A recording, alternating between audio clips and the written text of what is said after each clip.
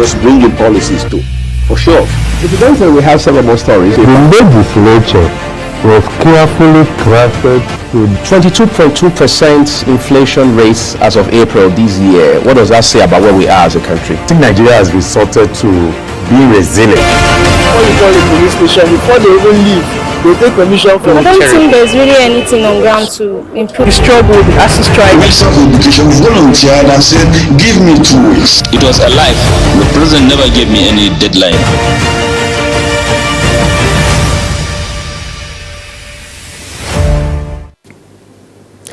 A very beautiful morning and welcome to another wonderful day. It is Global Television and this is Global Morning. Each of the days come with its own good, the bad and the ugly. We have the choice to choose the good because we don't belong to the bad, we don't belong to the ugly. Because we are very optimistic people and we are very blessed people, a blessed nation. A very wonderful day that we have right here, and it's good to help you get your day started on a very beautiful note because we wish you all the best for today. It is Thursday and of course the 3rd day of April 2025, and we're reaching you live and direct from the nation's capital, Abuja, Nigeria. My name is Ramsey Enoch Agbo, and today we have so much going down for you on Global Morning. You know why? Because we will be talking about some very topical issues. Apart from the fact that we'll bring you the national dailies to let you know what the papers are saying, we will also have to discuss some very pertinent things. The issue of insecurity in Nigeria. Before now, we've heard of insecurity in the northeast and of course some parts of the south, and the north central is not left out of it. It became very serious this week in some parts of the north central where protest is going on. But then questions have been asked severally if the authorities are not aware of these incidences. We'll be looking at that as we have our guests join us from one of the locations where these issues are going on, where these killings are going on, where this kidnapping is going on. But then, don't forget also that yesterday was another wonderful day for the people of Edo State, especially the people who are supporting Ighodalo. Well, not just Ighodalo, Okpebholo himself. But then, as I speak to you, Okpebholo have won the case from the courts. But now, is Ighodalo stopping right there? I don't think so, because there is a move to get to the appeal court right now to see what will happen from there. But then, is it going to stop at the appeal court when they say there are no evidences to substantiate your claims? What else do you have to do? Maybe if you're not satisfied, and that's the reason we have the court, we have the appeal court, we have the Supreme Court, which is the apex court, as a matter of fact. But then, that's it from Edo State. Then we move a little bit to Kogi State to see what's happening. Natasha said, well, the issue of recall, are you sure is the not Kogi Central people that are recalling me? That's the question she's asking. Are you sure some persons are not behind this recall? Because look at me in my community, look at me in my constituency and see the reception, see everyone wishing me well. And it was allegedly said that some persons, some politicians have gathered people to do the name writing, the signature, even though INEC rejected the false claim that there were no addresses for the people who are signing this recall petition. Then they went back to effective that. But Natasha is saying some persons in Kogi State, I'm refusing to call names. She actually went ahead to call their names to say, well, they are the ones that went to their constituency, looked for people, and they signed this. That petition is not coming from Kogi Central. And INEC, you better look at it. This is the time for you to prove yourself, to say, well, we are really credible, we are being fair, we are being authentic, we are being professional in what we do as Independent National Electoral Commission. That's what Natasha said. But we will be looking at all of that. You know, what are the legal implications? All right. Is the security chiefs, how are they doing as far as insecurity is concerned? Can we say they are doing their best? Or we can say, well, Their best is going on, but more effort is being needed because the issue of insecurity is not a small thing. It's not a little issue. Nigerians are waiting. Some persons cannot sleep and close their eyes, which is not the best. If you can't sleep and close your eyes, it means something is wrong somewhere. And we can't just keep our fingers crossed, keep waiting for things to go wrong before we start looking for aftermath solution, damage control. That's not the best. Now, the flooding has not started yet. What have NEMA done about flooding? What have the climate management team done about flooding? What have the state governors done about flooding? Is it that when it happens, then we begin to cry foul? Then we begin to look for where to put people as displaced persons? No. This is the time for us to start profiling solution. I just want to talk about this today because very soon we'll get into the raining season and you hear people being displaced, you hear flooding situation, you hear river banks being overflooded, you hear of dams being open and all of that. This is the right time for the right thing to be done.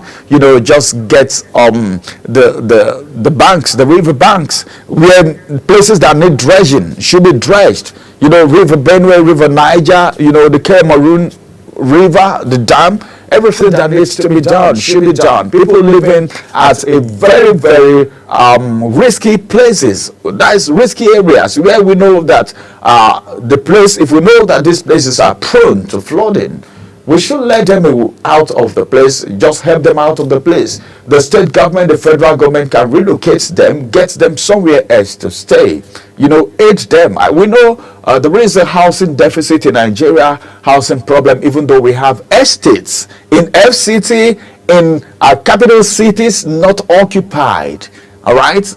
Birds are the ones there, bats are the ones there, but we still have housing challenges everywhere. I don't know what the authorities are doing, especially in FCT, where we have estates that nobody is owning it.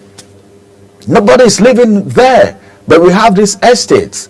We have some houses, some buildings that are being confiscated, some buildings that are being seized from politicians. What are they being used for? These are houses that should be given to Nigerians, even if it is going to be at a subsidized rate because of the maintenance. Because I know Nigerians have a very poor maintenance culture. Some of them, not all.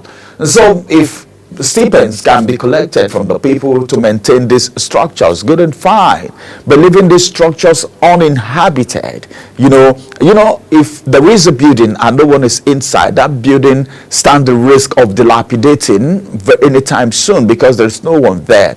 So the houses around FCT, the ones in Port Harcourt, GRA, the ones in Lagos, the ones in Enugu, the ones in Benue, the ones in different states of the country that are not being inhabited, that there are no people there. I think something needs to be done about it. Give it to people, give it to Nigerians. Nigerians are living under the bridge in some states of Nigeria. Some people are living in the slums. These are Nigerians, people who have life, breath, flesh and blood flowing through them.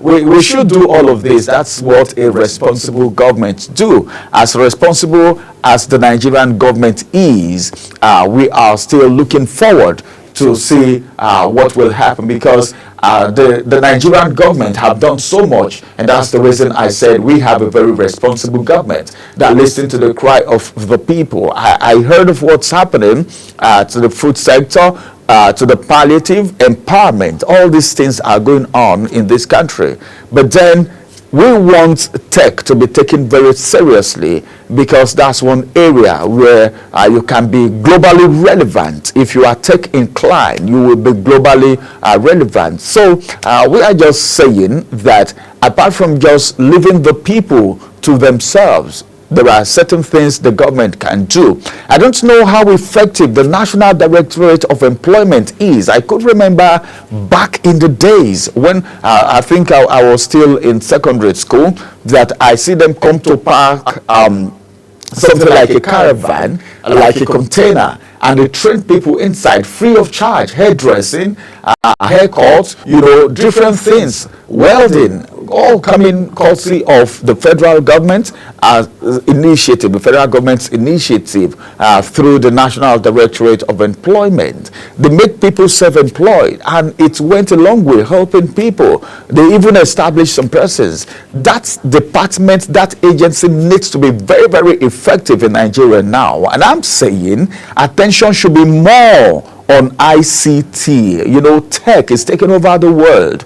You know, tech is the number one right now. If you want Nigerians to be relevant globally, you can be in Nigeria and you are affecting every other part of the world because you are tech inclined, because you are a software engineer, because you are a web designer, because you are a data analyst, because you are a digital marketer, because you're a project manager. You can actually work for people from many parts of the world. Customer service agency, you know so much about CS. You know, these are things that we can do to empower Nigerians.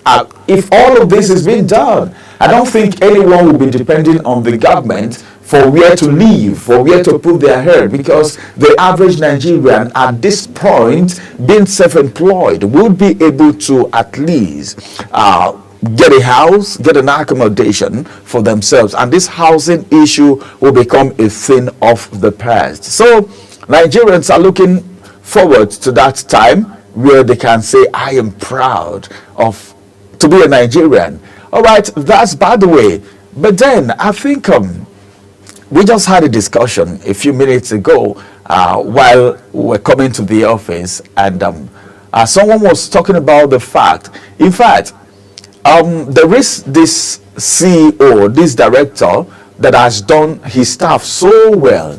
I know where I'm going to, all right? Every director, every CEO is trying, but then some of them have not really implemented the minimum wage. Minimum wage implementation is not for civil servants alone. It's not supposed to be for government workers alone. It is supposed to be across board. Just that the Nigerian Labour Congress and the people who are in charge, our labor forces, you know, they are not doing what they are supposed to do, monitoring and supervising the project, or else. Private sectors, public sectors, everyone is supposed to implement the minimum wage, but some organizations have not done that. After a very long time, then I had a conversation with someone today while coming to the office, and the person was saying, from the cleaner to the highest person in his own private firm where he works, it was implemented almost immediately. And he was saying so many things about the director, you know, how they are being treated, December and all of that. And he said something very vital. And he said, even in that company, before we even pray for our parents, we pray for our director first because of the way he's treating us. And these are the kind of people that the organization will never go down, irrespective of the economy, because one, the labor laws, they follow the labor laws. Secondly, they know the secret of putting smile on the faces of their staff, okay, because it increased productivity. And someone said, well, places like that, you'll be praying for the next day so that you can go back to work because you want to put in your best, because you are being treated the best way. You put in your best in that organization, and that organization is growing.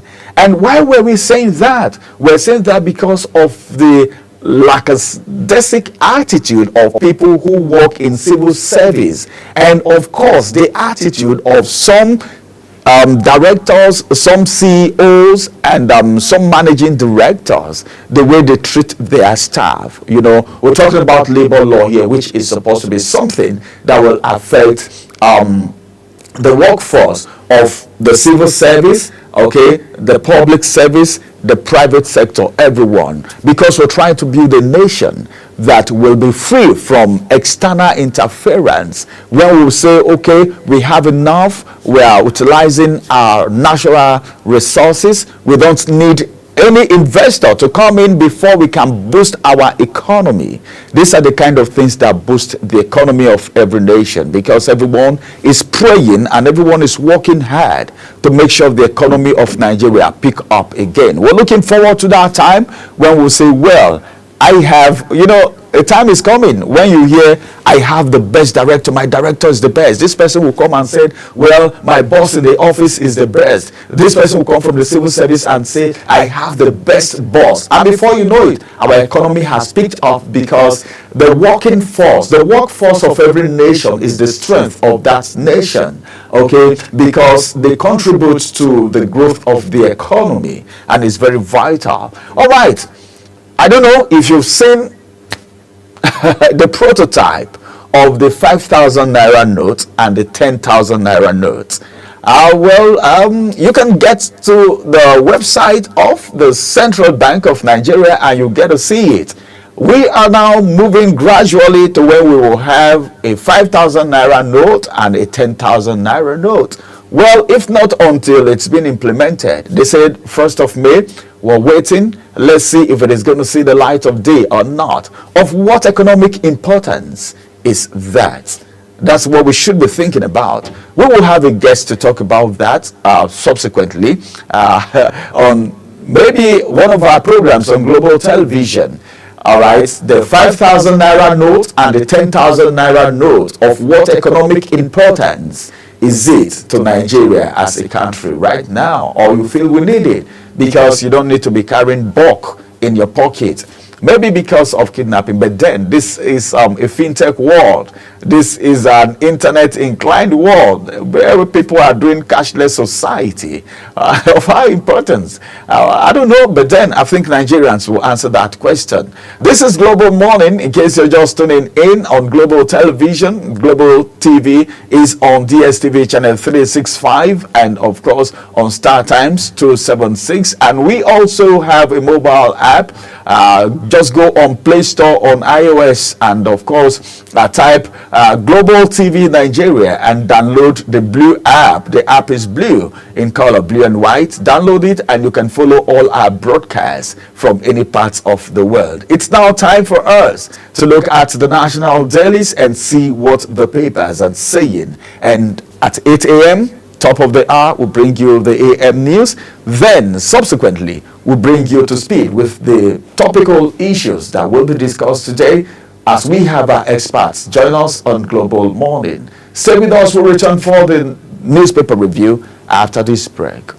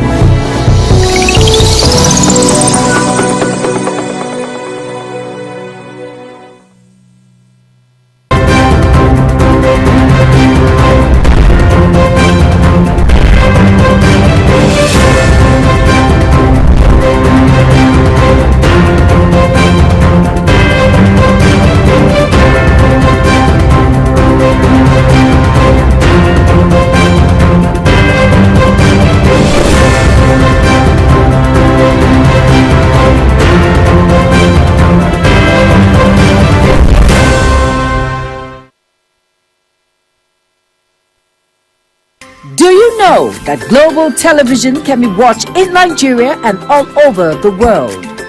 Download the Global TV Nigerian mobile app for Android and iOS devices to watch Global Television real-time from around the world. What are you waiting for? Start downloading and stay connected to Global Television.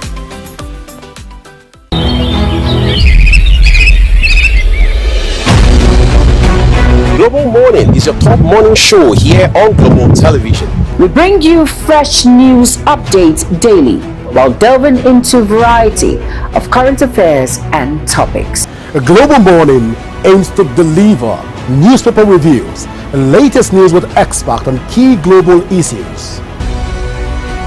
and at the same time keeping you well informed about important events, both national and internationals. Global Morning serves as a valuable source of information, helping viewers like you start your day well informed.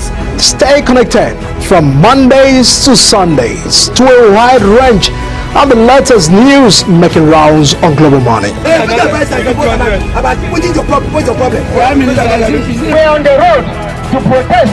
The president meets all of our demands.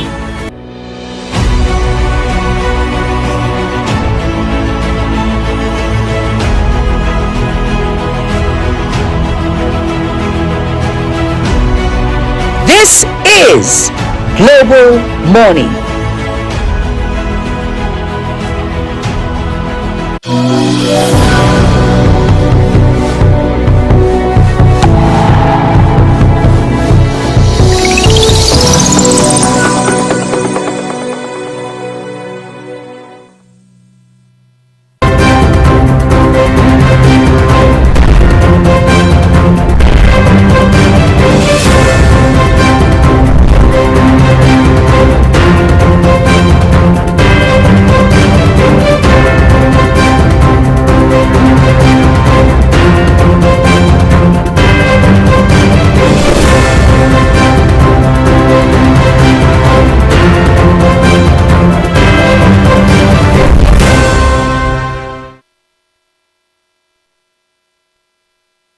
Do you know that Global Television can be watched in Nigeria and all over the world?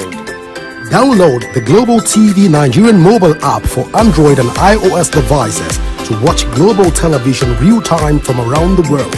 What are you waiting for? Start downloading and stay connected to Global Television.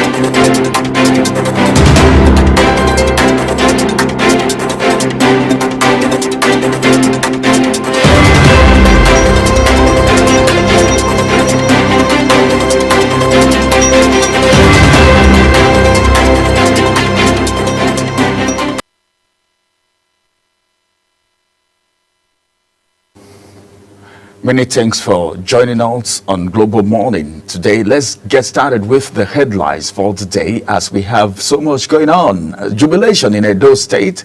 The supporters of Ighodalo, Okpebholo, I beg your pardon, are rejoicing, and of course they are so excited. Let's begin this morning from this national daily. The Vanguard newspaper is our starting point. This very beautiful day. From the Vanguard newspaper, from the top of the header, I have this one which says, more heads to roll in NNPCL subsidiary as Ojulari assumes duty. Details read on page 20. Then this one says, the federal government boost power generation by 200,000 megawatts in 2 years. According to the minister, details read on page 9. Tinubu jets out to Paris on 14-day walking visit. Details on page 9. This is a Vanguard economic disclosure where it says inflation, exchange rate volatility, others pose significant risk. This is coming from Kale. Now to the big story right here. It says Okpebholo's dance of victory. Edo, that's the kicker. Okpebholo wins at tribunal. Ighodalo heads to appeal court. And I have some riders to that story this morning. The first rider says a panel dismisses petition of Action Alliance, Accord Party. Another rider says Okpebholo extends olive branch, to Ighodalo. Why I will appeal against tribunal judgment. This one is coming from Ighodalo. Why I will appeal against tribunal judgment. Ighodalo is the one saying that. We are surprised at tribunal's decision. We'll study and decide what to do. That's PDP. It's an affirmation of mandate given to Okpebholo. That's been said by APC scribe Basiru. All right, that's it. Then we have this one which says Uromi killings. Residents allege indiscriminate arrest and extortion. Residents allege indiscriminate arrest and extortion. Gridlock. Federal government reopens Independence Bridge. One rider to that story, and the rider says Lagosians spend hours in gridlock. Then from the world of sports, 2026 World Cup qualifiers. Bafana may escape FIFA sanctions. This is coming from Attorney. Bafana may escape sanction. That's coming from, of course, Attorney. All right, we have some other headlines right here.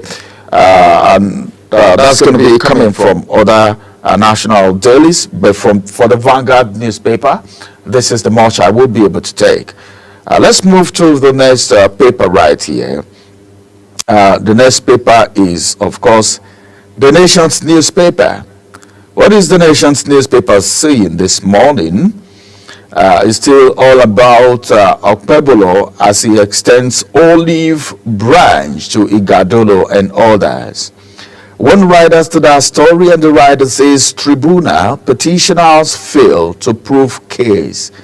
The tribunal is saying the petitioners fail to prove their case. They got a case, but they couldn't prove it. That's what tribunal is saying.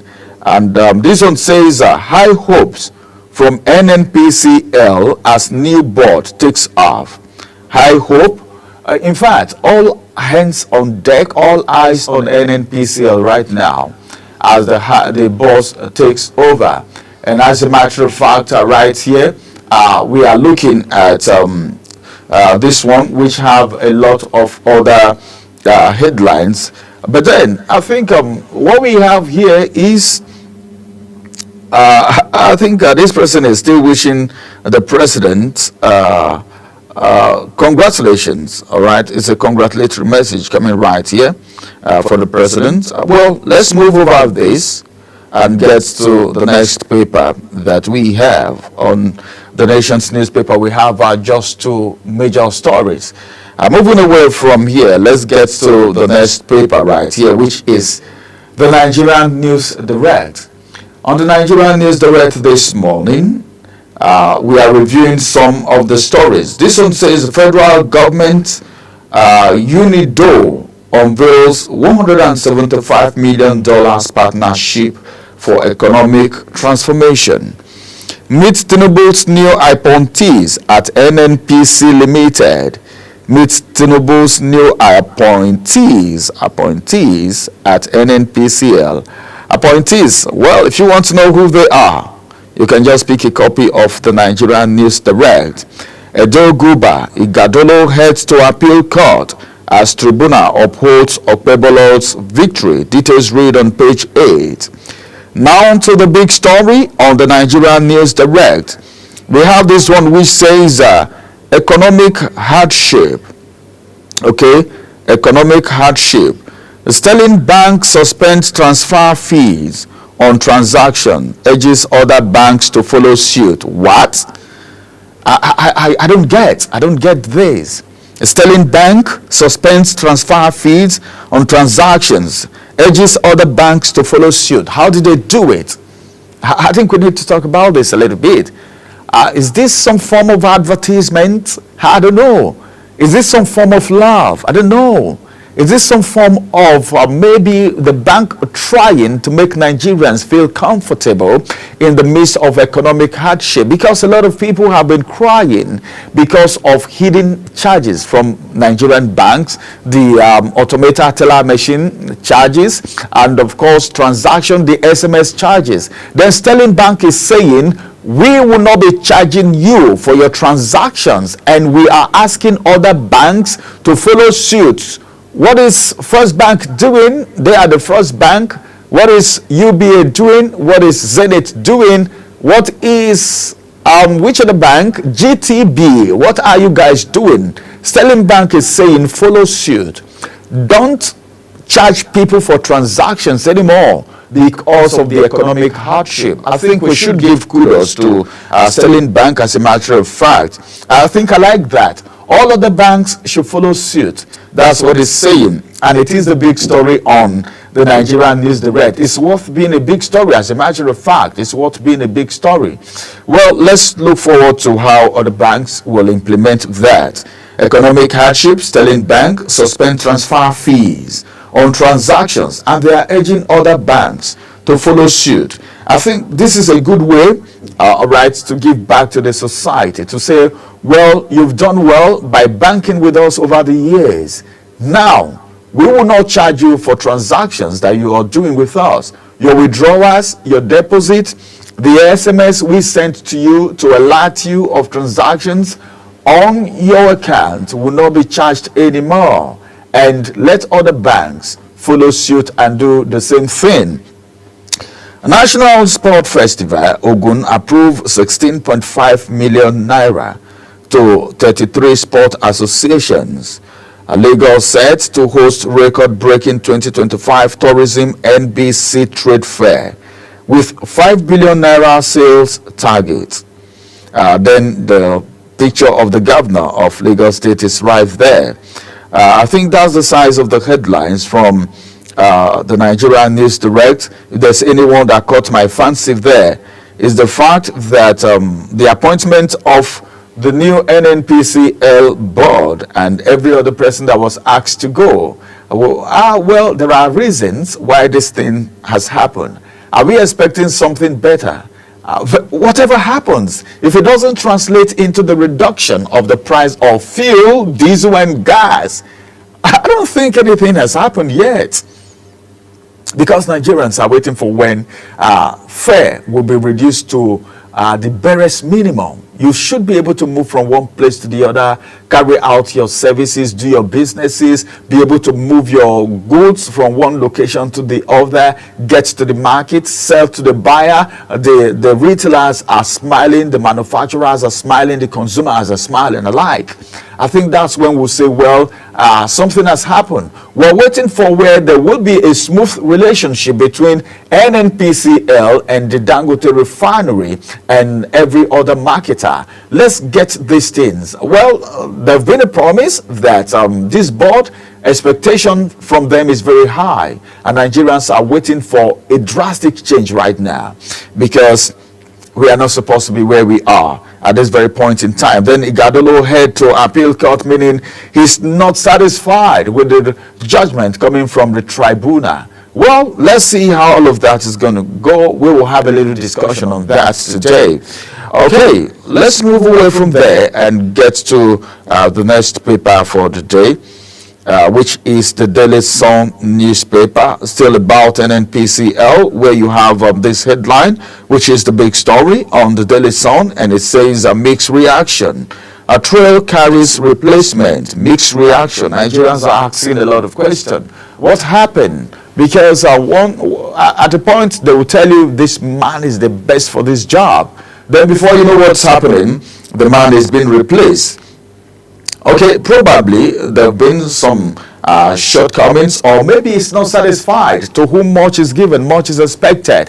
Maybe the federal government is not satisfied with what he's done so far, probably.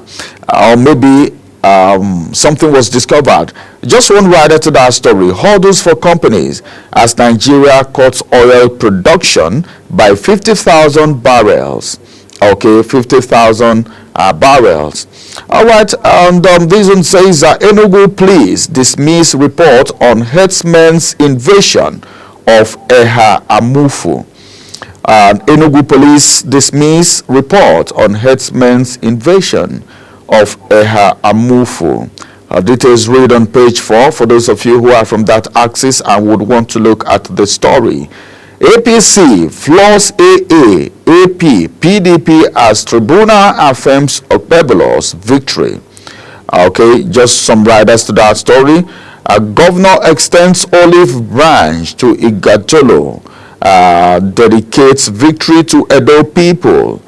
PDP candidate goes to appeal court. All right, let's see what happens from the appeal court. From the appeal court, if he's not satisfied, he may end up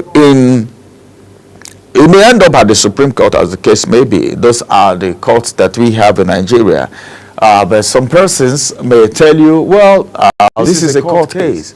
The issue of go to court started after 2023, where people who are dissatisfied with election results were asked to go to court by the federal government. If you're not satisfied, what do? You go to court, you take your case to the court. Most of the cases, the people in governance today, some of them won their cases from the court, either from the tribunal or the appeal court or the Supreme Court, as the case may be.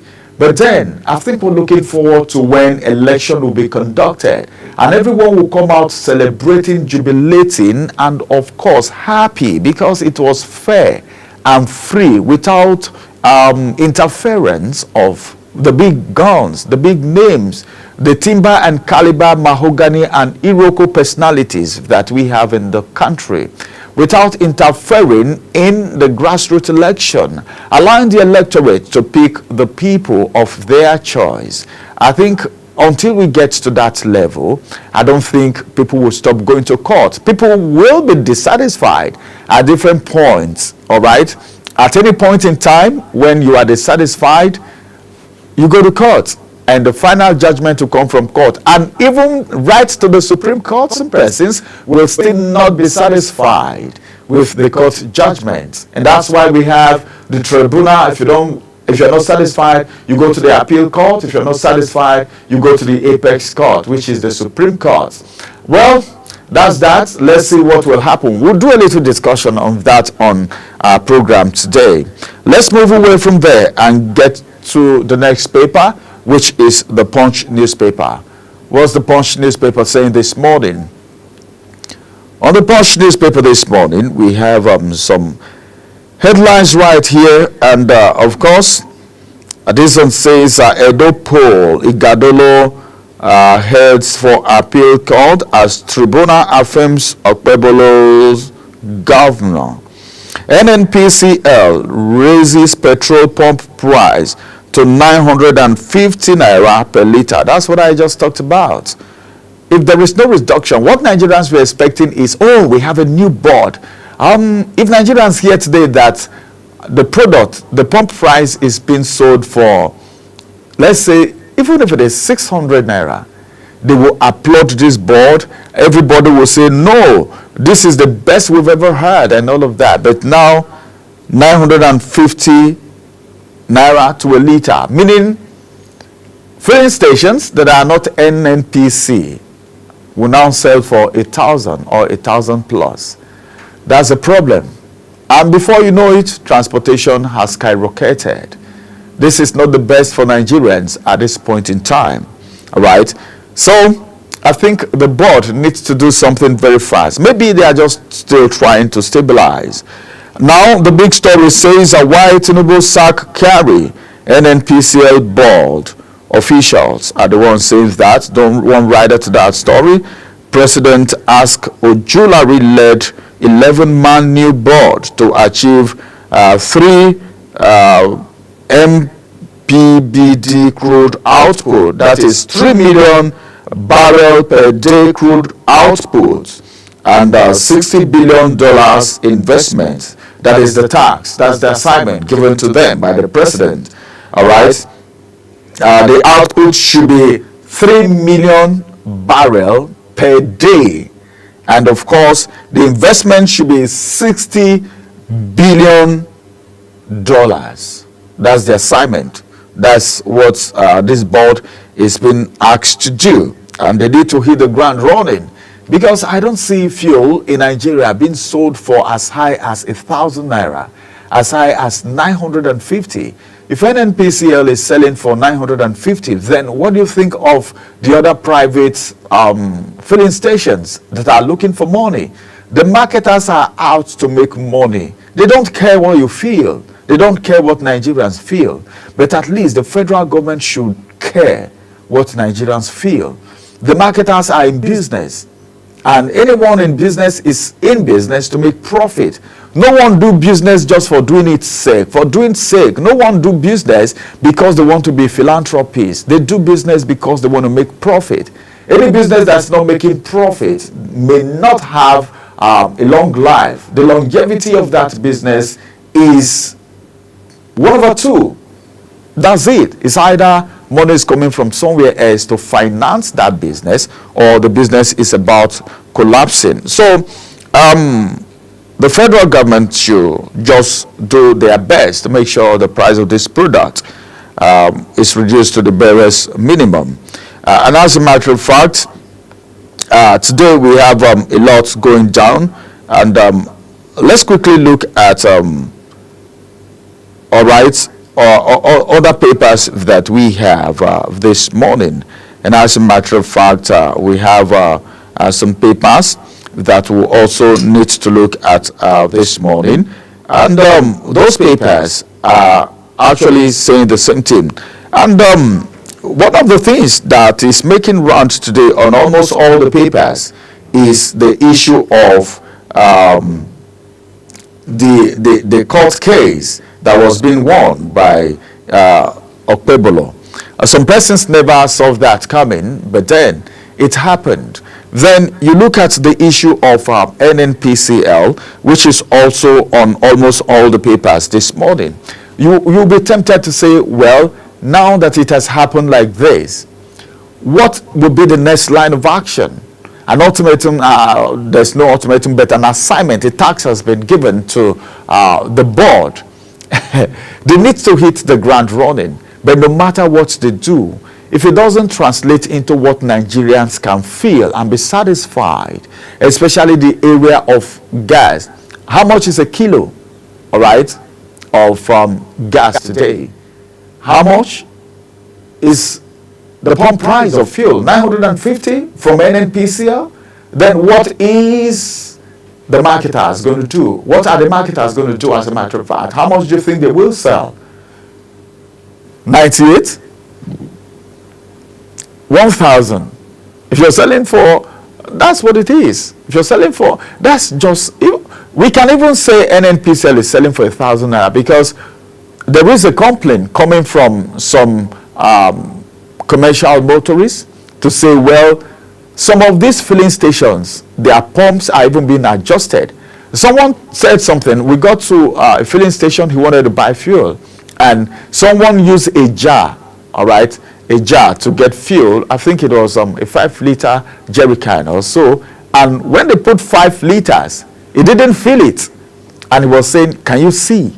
This is what we're talking about. If you buy into your car, you think you bought 5 liters. But what you bought in essence is either 4 or 4 point something. You don't get the full liter. Then you'll be tempted to ask question, what are the regulatory bodies doing? Who is supervising? Who is monitoring? That's the problem. Because a lot of people don't do their job. Nigerians complain more instead of doing their job. Go out there, do your job, do the needful, and let everything be done rightly. I don't know how people feel when things are being done shabbily. When things are being done, some people are smiling, other people are crying. Some persons don't even know what it means for power to fail. Some people don't even know what it means to go queue at the filling station to get fuel. Some people don't even know what it means to go to the market, to know the price of foodstuff, because they have people doing these things for them, and because they have enough money. They don't care what other people face, what the average Nigerians are going through. That man in the hinterland, you don't know what he's going through. In the hands of PHCN, they threat. Sometimes they'll come to you and they say they'll get you disconnected. Sometimes they will come and tell you they are rationing the light. You have today, 2 days you don't have. Imagine what people are going through, what Nigerians are going through right now. But nobody is saying anything. The civil society organizations, the NGOs, the lawyers, the judiciary, which is supposed to be the hope of the common man, what are they saying? Who is even fighting the cause of the average Nigerian? Everyone is minding their business. Politicians, people in governance are doing what they got there for, because every politician go into that office with a mentality for a reason. They have their reasons why they are there. Some of the House of Rep members are not there because of you, not because of the people in their constituency, but they have their reasons why they are there. Because if they are there because of the people in their constituency, then they should be able to do certain things to make sure the people feel their impact right there at the grassroots. What about the senators? Look at what is happening in some parts of Nigeria as regards insecurity. You wake up in the morning, just get out of your room, and you see cops everywhere. You see people languishing in pain. People cannot sleep with their eyes closed because of attacks coming from unknown gunmen, headers. People can't go to farm. And that's the reason Nigerians are hungry today. Nigeria have a very fertile land. Our land is green, but cannot be cultivated. The kind of cultivation, the kind of agriculture that we need in this country should not be the old type of agriculture that our forefathers practiced, not with hoe and cutlasses anymore, but we should have mechanized kind of farming, where we have the tractor, where we have the bulldozers, where we have the irrigating machines. Do these things, and we will have enough to eat. We will have enough to sell. We will have enough to export to boost our economy. So until we get back to the drawing board and do the needful, we have what it takes to achieve all these things. But then the people who are supposed to be in the forefront to push this agenda are sleeping. They are relaxing because they are not feeling the kind of pains the average Nigerians are feeling. Well, if not until we get back to the drawing board and put things straight, the languishing will continue. And who will you govern if the people are not there? You can't be a leader when you don't have people to lead. So that's what it is. We pray. That's our wish for Nigeria. Nigeria is a great nation. Nigeria is a great nation, and it can be better than what it is right now. And it is our assignment. Okay, the audience, is on our shoulders as Nigerians, as patriotic citizens, to play the role that we need to play to make Nigeria a great nation. At this point, we'll go on a quick break. After this break, we'll return. And it will be time for us to bring you the AM news at the top of the hour, 8 o'clock. My name is Ramsey. We'll return after this time.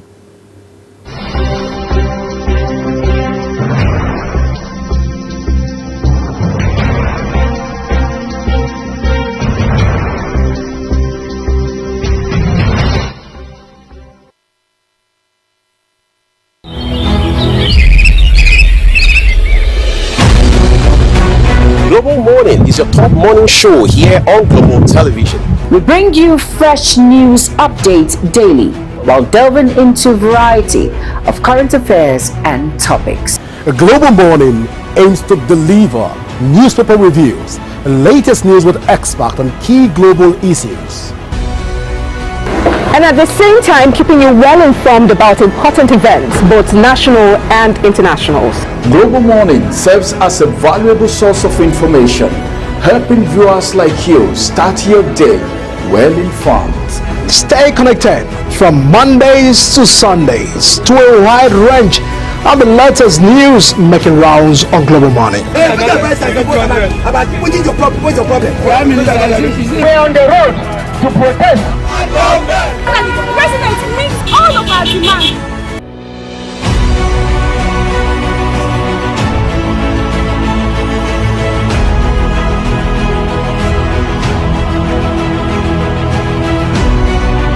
This is Global Morning.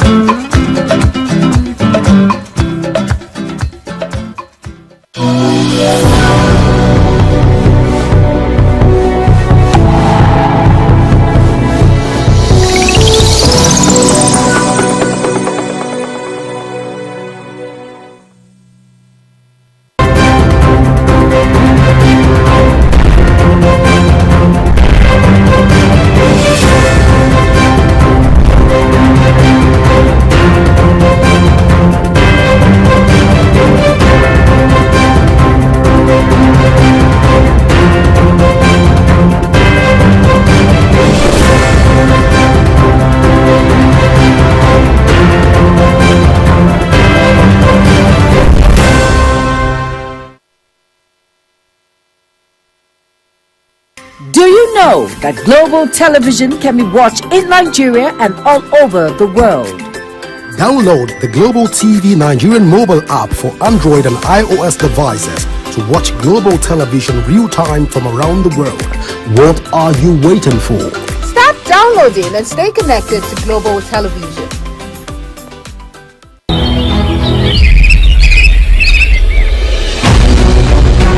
Global Morning is your top morning show here on Global Television. We bring you fresh news updates daily while delving into a variety of current affairs and topics. A Global Morning aims to deliver newspaper reviews and latest news with experts on key global issues. And at the same time, keeping you well informed about important events, both national and internationals. Global Morning serves as a valuable source of information, helping viewers like you start your day well informed. Stay connected from Mondays to Sundays to a wide range of the latest news making rounds on Global Morning. We're on the road to protest. The president meets all of our demands.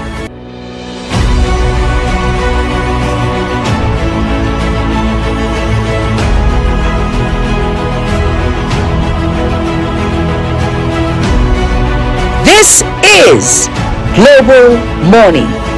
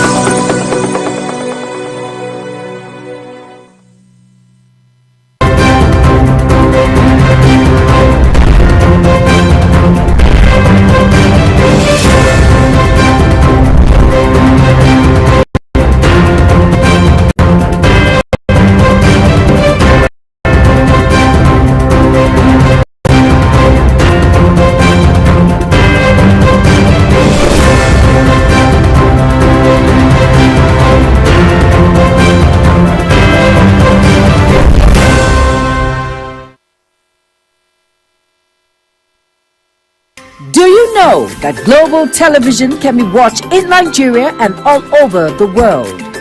Download the Global TV Nigerian mobile app for Android and iOS devices to watch global television real-time from around the world. What are you waiting for? Start downloading and stay connected to Global Television.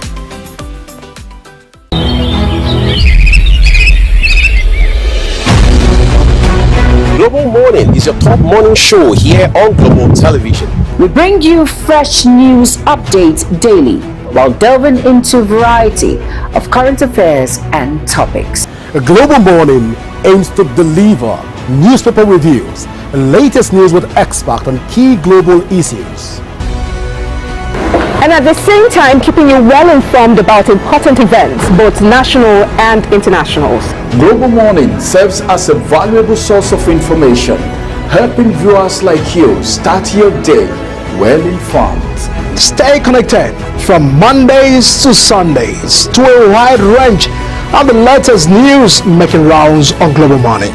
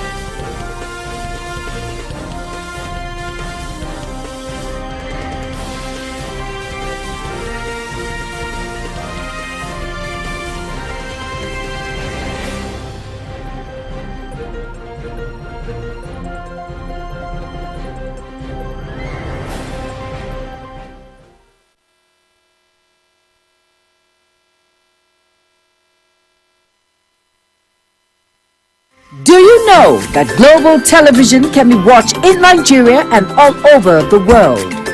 Download the Global TV Nigerian mobile app for Android and iOS devices to watch global television real-time from around the world. What are you waiting for? Start downloading and stay connected to Global Television.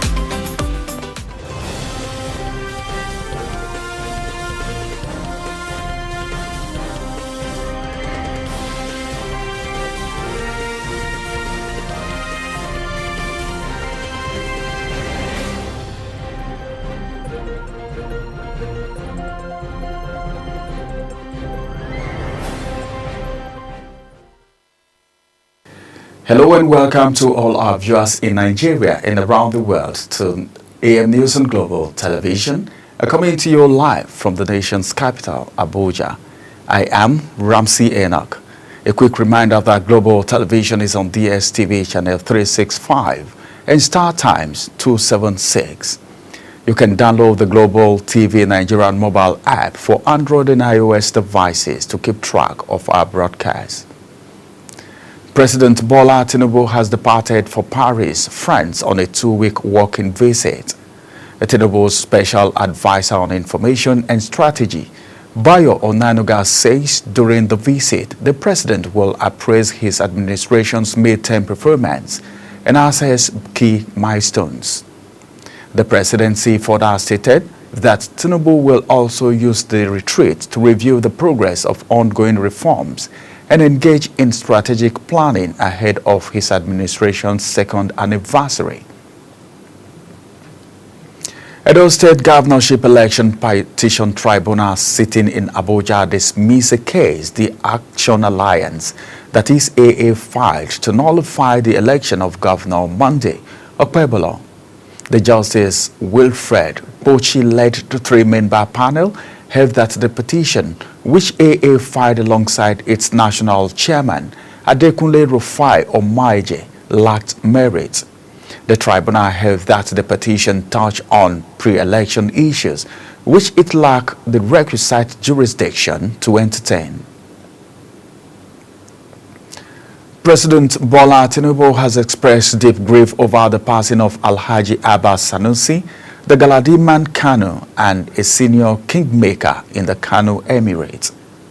Bayo Onanuga, the president's spokesman, said Sanusi, who died at 92 after a prolonged illness, is survived by many children and grandchildren. Among his children is Abdullahi Abbas, a Kano state chairman of the All Progressive Congress, that is APC. With the trade war ongoing in the global oil sector, prices of commodities are on the rise amidst a sweeping change of leadership at the Nigerian National Petroleum Company Limited, that is NNPCL.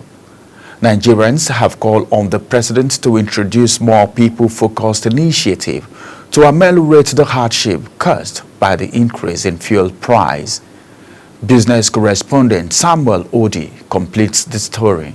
Nigerians hails President Bola Tinubu for firing Malam Mela Kyari and his entire board, calls Mela Kyari's stay at the NNPCL as overdue. However, President Tinubu has tasked the new leadership of the NNPCL with revamping up NNPC's crude oil refinery capacity, setting a target of 200,000 barrels per day by 2027 and an ambitious 500,000 barrels per day by 2030.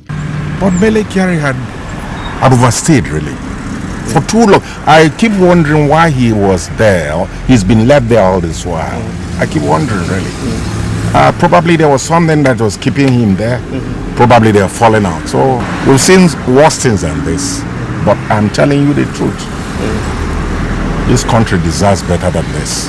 If you put the Nigerian fuel sold refined from the Nigerian refineries, you see, if you put it in your fuel in your car, you can travel with it further than these things they are selling to us at the filling stations here.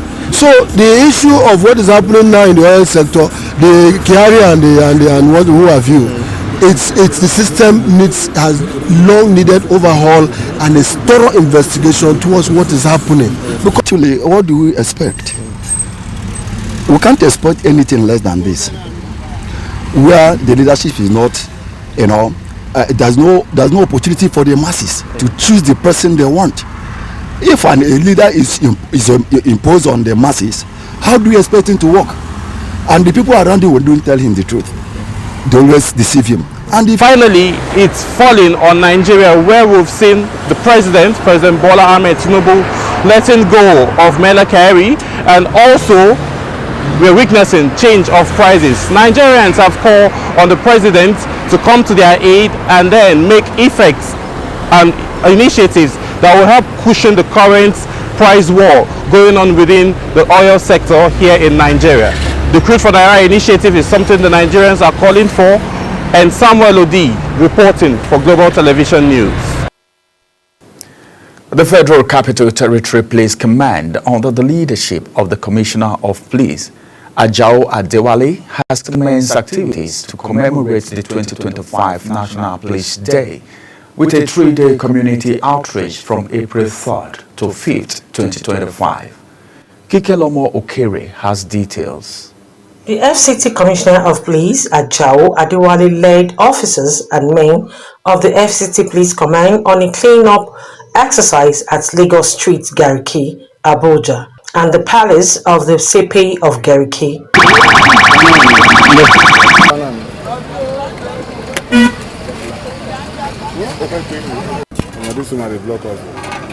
This exercise highlights the command's commitment to community engagement beyond law enforcement duties. It says this year's Police Day is tagged "Say No to Crime," underscores the collective responsibilities of both law enforcement and the public in tackling issues such as cultism, drug abuse, sexual-based violence, cybercrime, kidnapping, and other social vice. Because the overall well-being of the community is part of the reason why police exist. So we are here today to do clean-up exercise on Lagos Street, Gariki, in the spirit of our togetherness with the community that we serve. CP Adewale expressed his gratitude to the Inspector General of Police, Kayode Egbetokun, for his visionary leadership and commitment to community policing, noting that the IGP's efforts in modernizing and reforming the Nigerian police force continue to inspire officers to build stronger relationships with the communities they serve. In line with the philosophy of the Inspector General of Police, IGP Olukayode Adeolu Egbetokun, PAD, that police is part of the community. We exist because the community exists. We are here to give back to the community, the society we serve, what we can equally offer. Sure, you have been also having a good relationship between the various divisions under my domain. I won't say oligarchy. We have almost more than 20 DPOs. We have been collaborating with them and we have been achieving maximum support.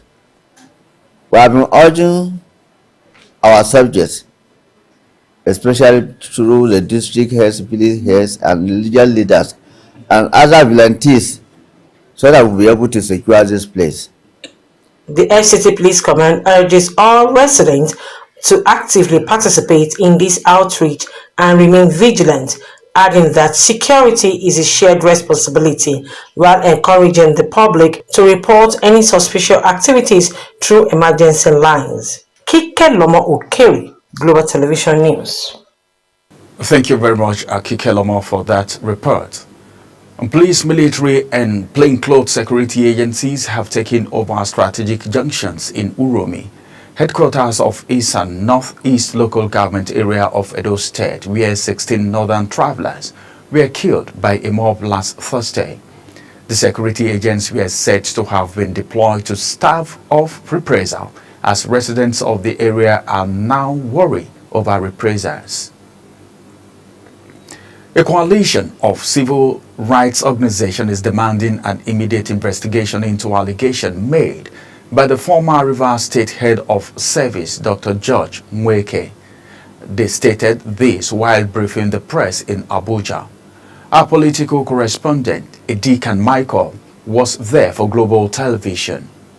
Outlining several alarming claims made by Dr. Mweke, the convener of the civil society group, Dr. Nwabu Gabriel, described the allegations as a threat to public safety and potential subversion of democratic processes in Rivers State. Allegations, if substantiated, highlights a serious crisis in governance and pose significant threats to the stability and integrity of our democratic institutions. Press, Dr. Mweke made several alarming claims that we believe warrant immediate investigation by appropriate law enforcement agencies, including the Nigerian Police, the Department of State Security Services, DSS, and the Economic and Financial Crimes Commission, the EFCC. The group further requests for an in-depth investigation into the financial misconduct and corruption claims surrounding Governor Fubara's administration. Dr. Mweke expressed concerns regarding planned sabotage of state infrastructure, which aims to incite public disorder. This falls under the purview of Section 1 of the Terrorism Prevention Act 2011. We call for a comprehensive and impartial investigation into the alleged arson and any related activities that threaten the legislative integrity of Rivers State. Equally commended President Tinubu for his decisive action in declaring state of emergency. According to them, it has curtailed the escalating tension in the state, and also by the confirmation of the National Assembly as further deepen democratic principle in the nation. Edikan Michael for Global TV News. The Federal Road Safety Qualities FRSC has urged states and relevant authorities to step up enforcement of road safety regulations, particularly regarding truck standards and driver behavior. The corps spokesman, Olusegun Ogbumide, made the call in Abuja, where he expressed concern over the poor condition of trucks on Nigerian roads, citing issues like poor vehicle maintenance, speeding, and disregard for traffic regulations as contributing factors to road accidents. You're watching the live broadcast of AM News. When AM News returns, Ancelotti denies tax fraud, blames Real Madrid payment system. Details coming shortly, plus business and sports stories on the other side of this break. Stay with us.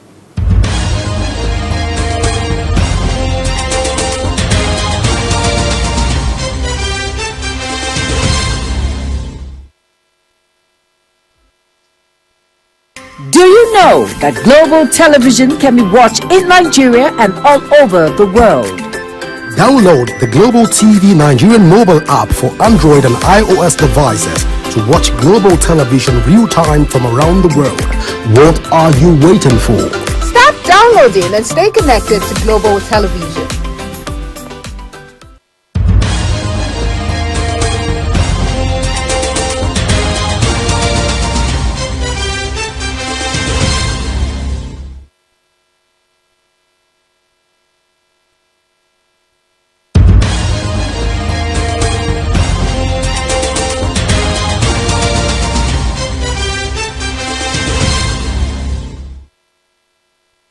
From the world of business, the Nigerian Shippers Council has refuted media report of increased cargo charges at On-Air Port, clarifying that no such approval was given by the agency.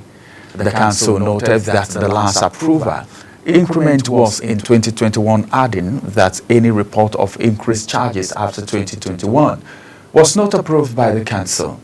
The executive secretary of the council, Barrister Akuta Okeyema, said that since he assumed duty as chief executive officer of the agency, there has been no discussion on increment of charges with any terminal operator. The federal government has called on international oil companies operating in Nigeria to revamp up investment in the country's oil and gas sector, emphasizing that the administration of President Bola Ahmed Tinubu has provided every necessary incentive to ensure seamless and profitable operations.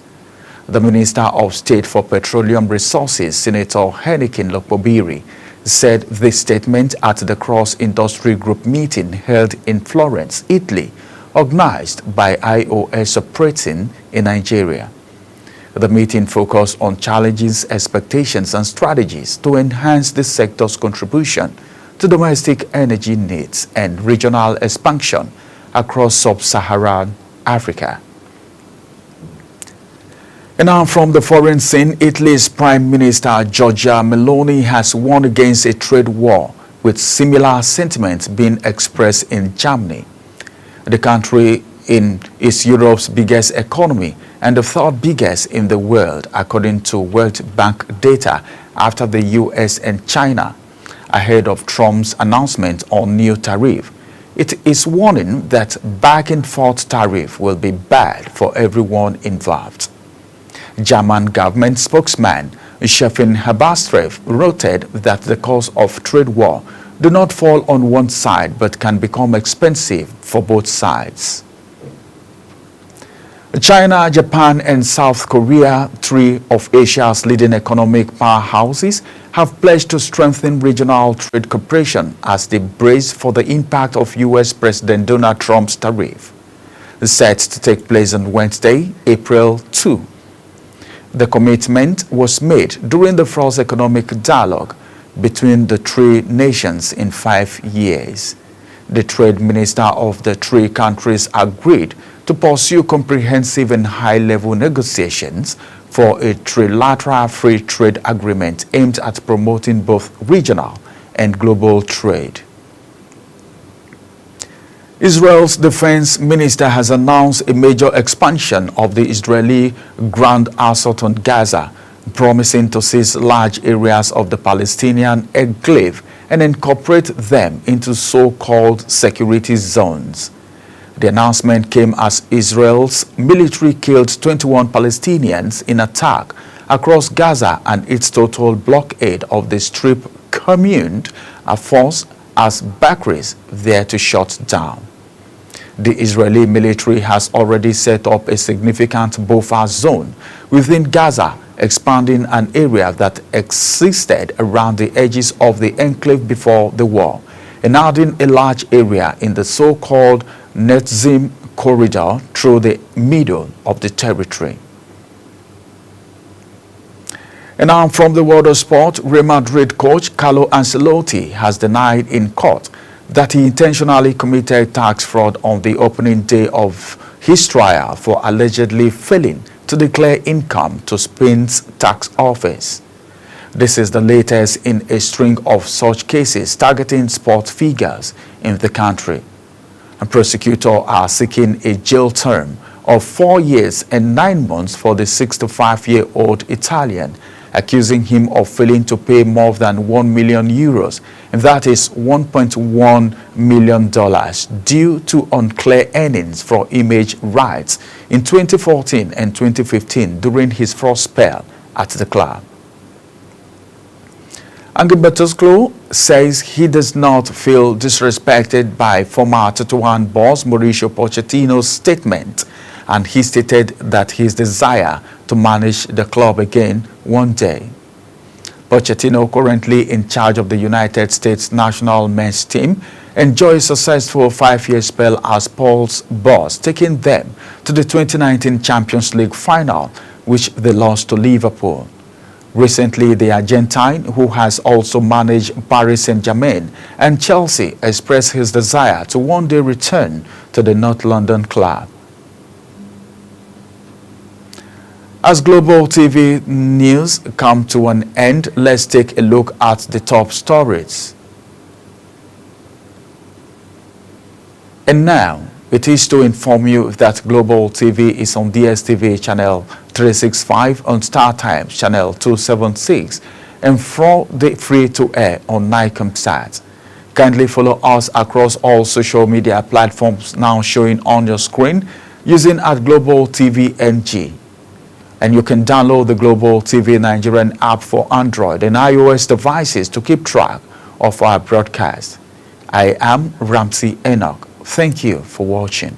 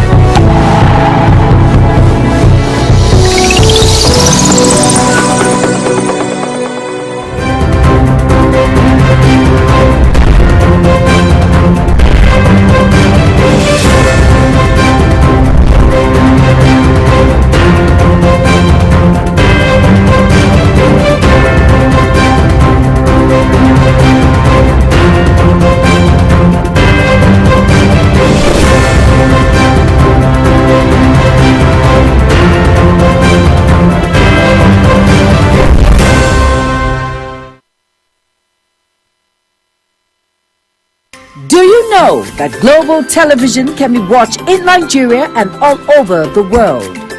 Download the Global TV Nigerian mobile app for Android and iOS devices to watch Global Television real-time from around the world. What are you waiting for? Start downloading and stay connected to Global Television.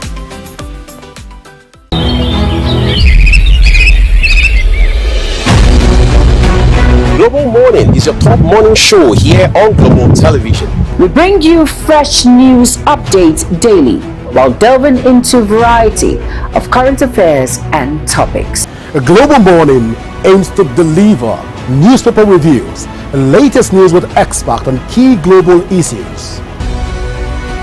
And at the same time, keeping you well informed about important events, both national and internationals. Global Morning serves as a valuable source of information, helping viewers like you start your day well informed. Stay connected from Mondays to Sundays to a wide range of the latest news making rounds on Global Morning. We're on the road to protest. The president meets all of our demands.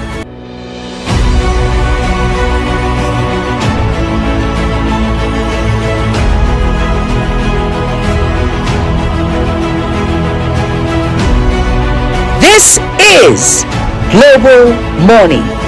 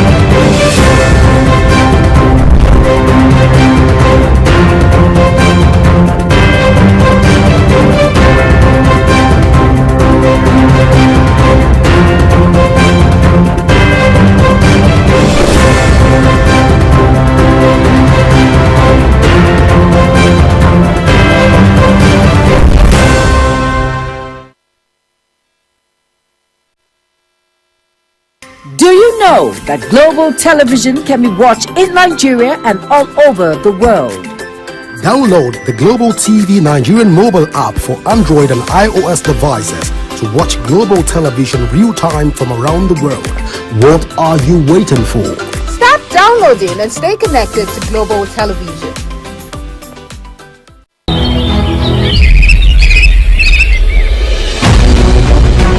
Global Morning is your top morning show here on Global Television. We bring you fresh news updates daily while delving into a variety of current affairs and topics. A Global Morning aims to deliver newspaper reviews and latest news with experts on key global issues.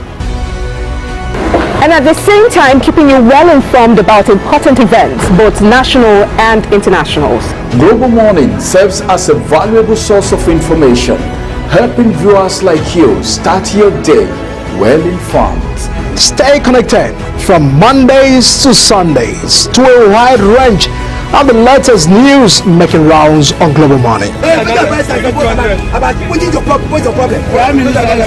on the road to protest. The president meets all of our demands.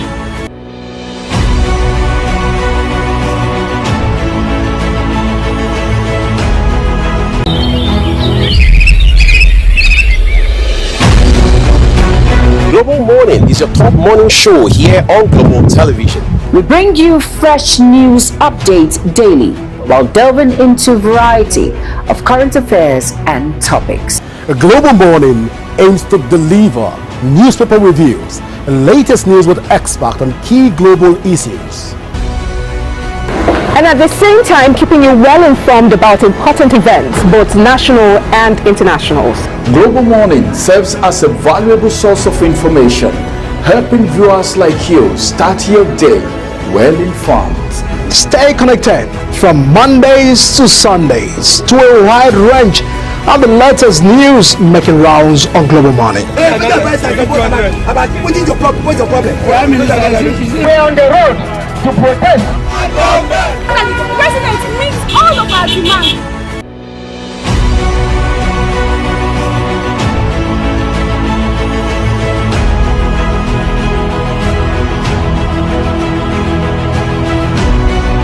This is Global Morning.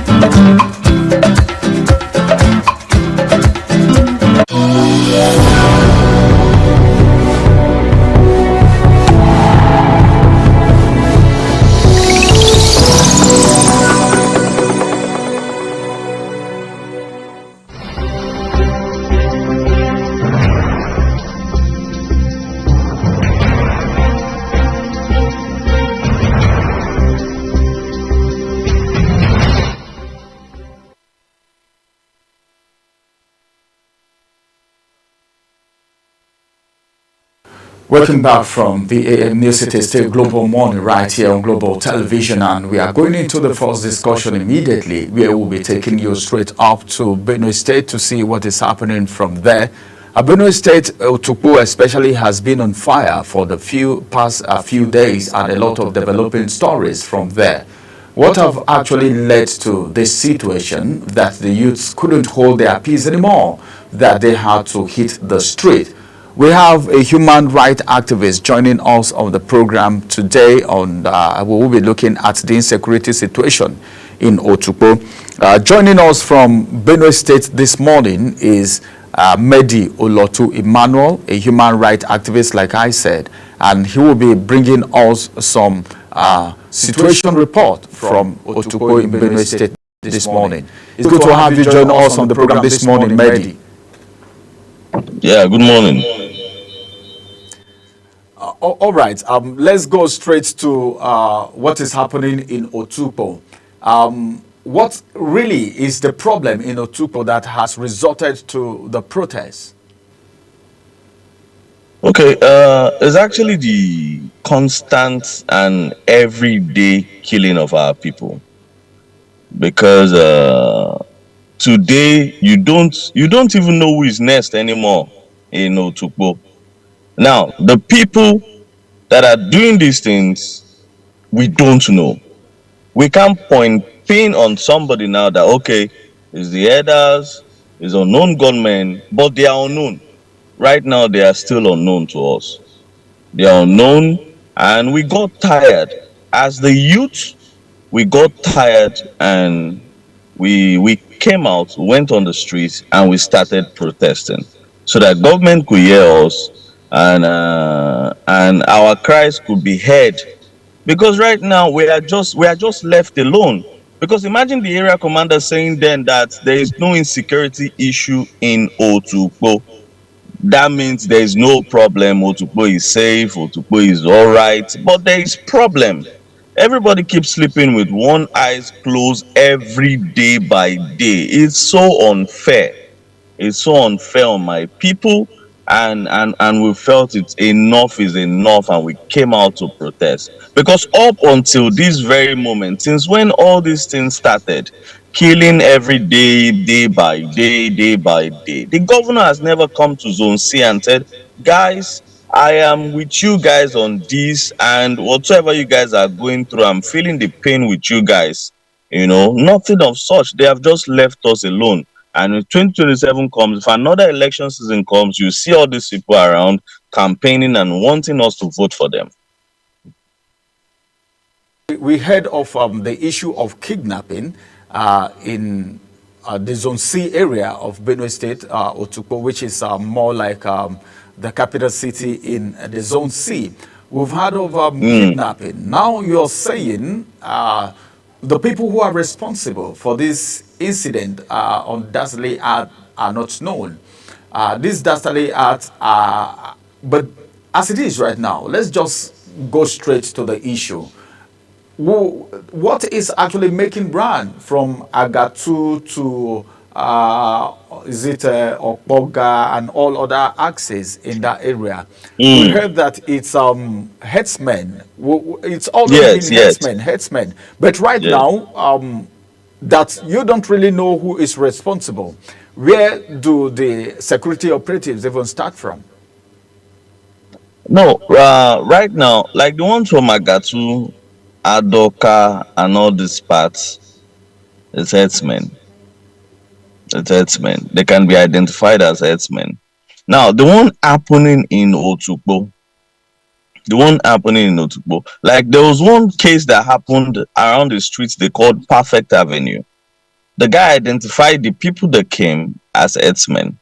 Now, my major concern is this kidnapping, asking for ransom, and asking for ransom, and going to people's houses, not houses that are close to the bush parts, but houses that are in town and kidnapping people. So that's why it's still unknown personally, and that's why the security agencies are so confused of the situation happening in Otukpo. And that's why they can't point and said, okay, this is herdsmen. and that's why it's sounding too unknown to them. Like the woman they killed 4 days ago, they were breaking into our shop. They were breaking into our shop, and when she came out and she was screaming, and that was when they shot her. So you see, in a case like that, they were breaking into our shop. So that kind of situation, you can brand them as, okay, they were doing, these guys are like robbers.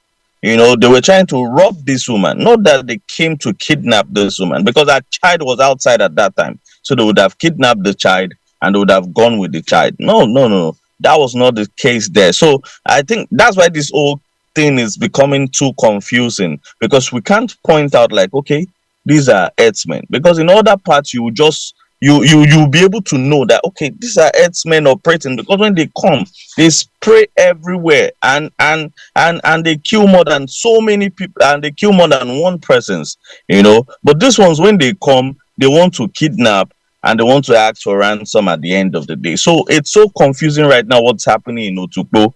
But the security agencies, like when we came out the other day and were protesting, they were assuring us that they are doing everything possible within their power to fish out these people and make sure at the end of the day Otukpo becomes peaceful as it has always been.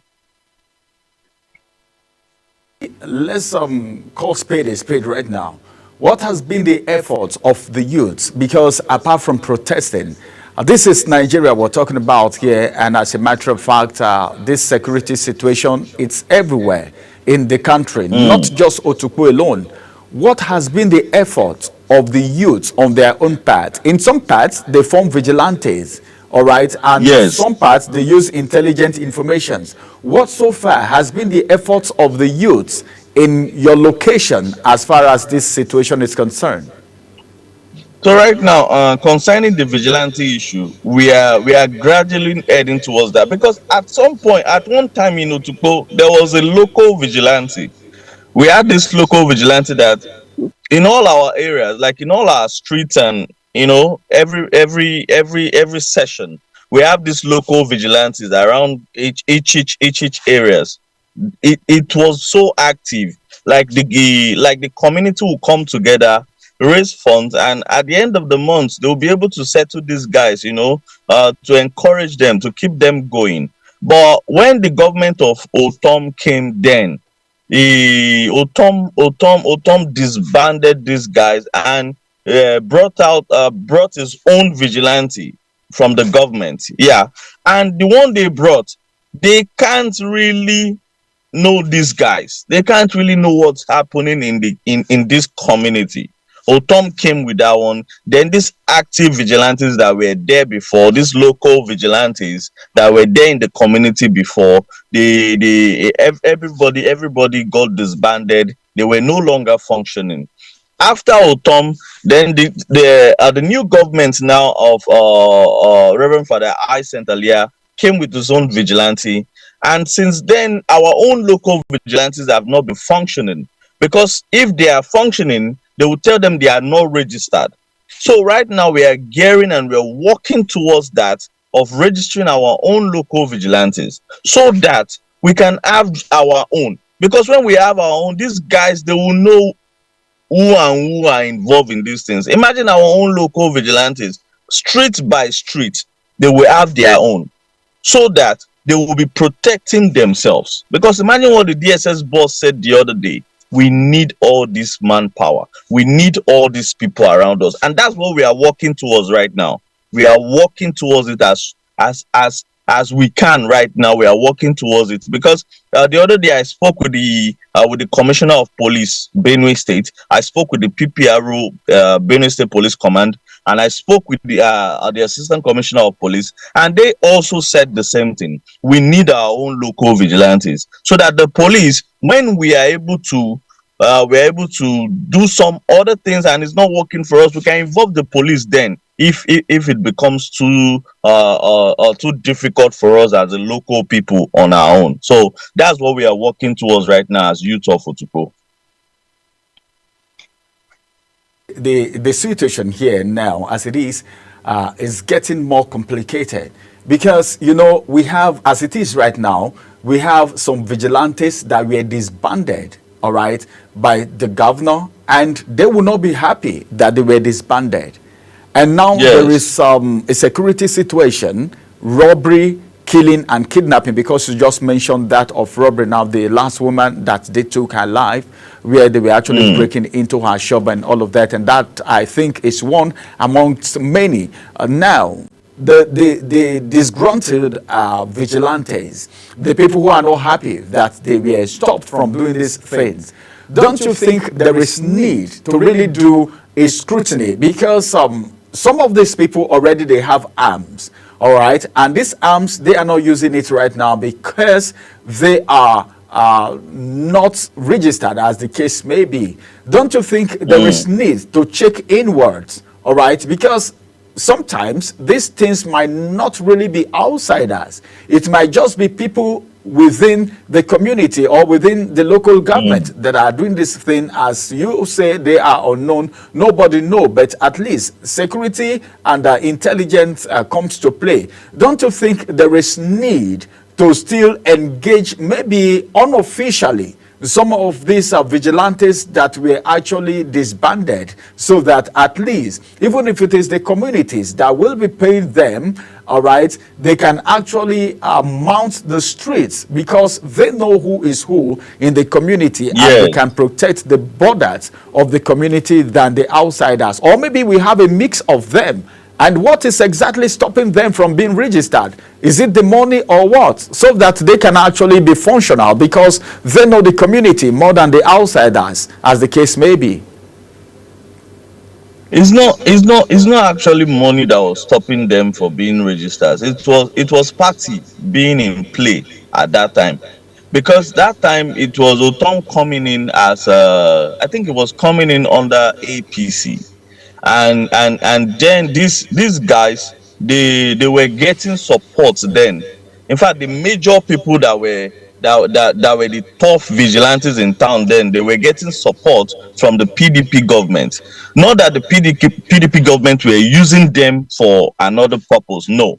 But the PDP government then were supporting them, were funding them, gave them vehicles, were giving them allowances. And then Tukpo, people will tell you that instead of these vigilante guys instead of them to get hold of you, it's better they go to police station or let army arrest them instead of these vigilante guys. Because when they get hold of you, you will repent.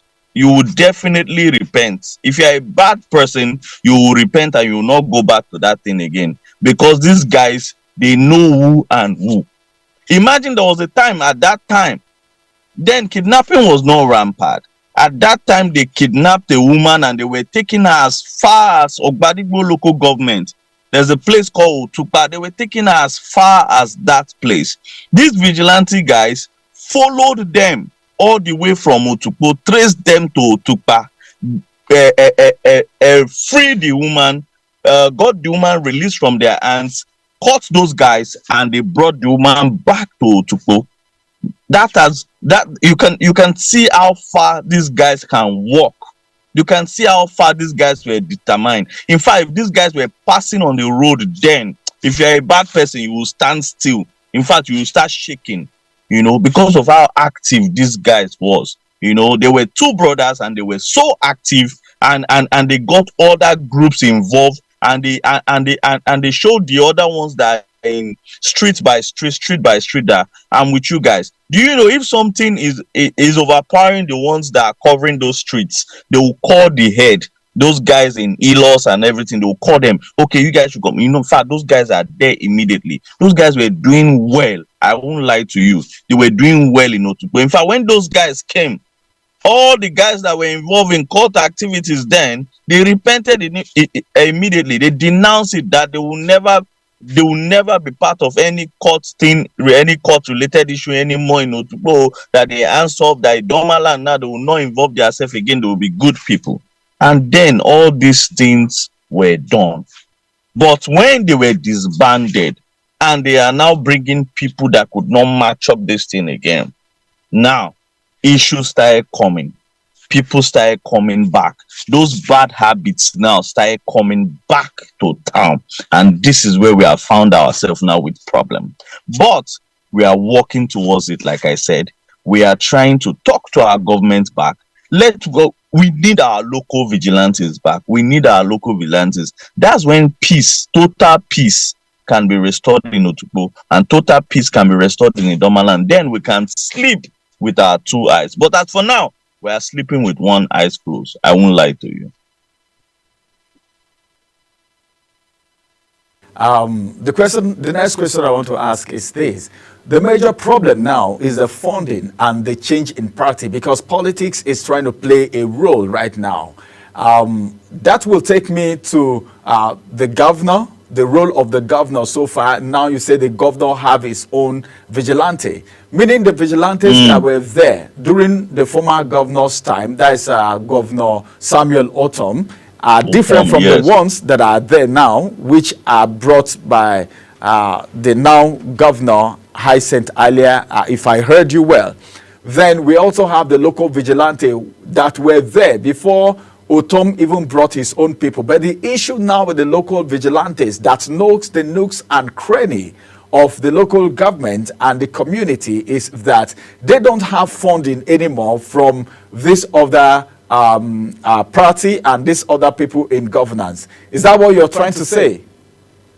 Yes, they don't. They don't. So what we'll do, if we are setting up our local vigilantes, we the Idoma people, we will be funding them. We will crowdfund them. We will not wait for politicians. But all we'll do with them is just to register them. And we know the process on how to register them. That process already, I've gone far to inquire already. I've gone far to do my research. I've gone far to talk to people that can register these people. The moment they are registered, we'll start up from there. The Idomas will fund them. The Idomas around the world will do crowdfunding. We'll be funding them. There will be a special account for that purpose, and we'll be funding these people. Because we will not wait for the government. We will not wait for the government. Because the government are acting like there is no problem. The government are pretending like there is no problem. So we will not wait for the government. We by ourselves will be crowdfunding these people. Even if it's 5 naira, 10 naira, 100 naira, people will keep donating. People will keep donating, and we'll crowdfund these people. In our own capacity, we'll be able to be paying them something to encourage them and to keep standing strong, because that is what we can do for ourselves. That is really what we can do for ourselves, because we can't wait. We can't really wait. A lot is going bad. A lot is happening. You know, right now you are moving with fear. You are looking at your side mirror. You are looking if anyone is following you. You are sleeping. You are just scared not to hear quack, quack, quack, quack, not to hear sounds and all of that. Because what they're doing now is that they don't even wait till midnight again. They come to people around 7 p.m., around 6:30. You know, before you know, they are doing all these things now. So right now, everybody is scared. I won't lie to you. Everybody is scared. So any which way we can help ourselves, we need to do it. And as I speak right now, we are trying to talk with your Chidoma. Is the father of the whole Idoma nation, so that he can do something also about this. If he takes this up with the with what I'm saying now about the local vigilantes, it will be faster. It will be faster. But all these people are still depending on government. Mehdi, that's the next question I wanted to ask, because I know very well that number one, each of the communities in every state of Nigeria have local chiefs, like the Ochotukpo. Then we also have Ochidoma, who is recognized by the federal government. I actually wanted to ask, because they are the closest to the community, and there won't be people for you to lead. All right, you can't be a leader where there are no people for you to lead. If this keeps happening and there is trouble in the land, for instance, God forbid, there is war in that community or in the local government, there won't be anyone to lead. So I wanted to ask, what has been the role of community leaders, the clan heads, the Ochotukpo, the Ochidoma, and of course, every other persons, the councillor representing the place, the local government chairman? What has been their role? Because this has so much escalated and lives are being lost on a daily. What has been their role so far? For now, the Ochidoma is not even speaking to us. That's the problem. When we had the protests, the deputy governor came to Otukpo, went back, he followed another road to the Ochidoma Palace. They had a meeting, and from that meeting, we don't know what they discussed.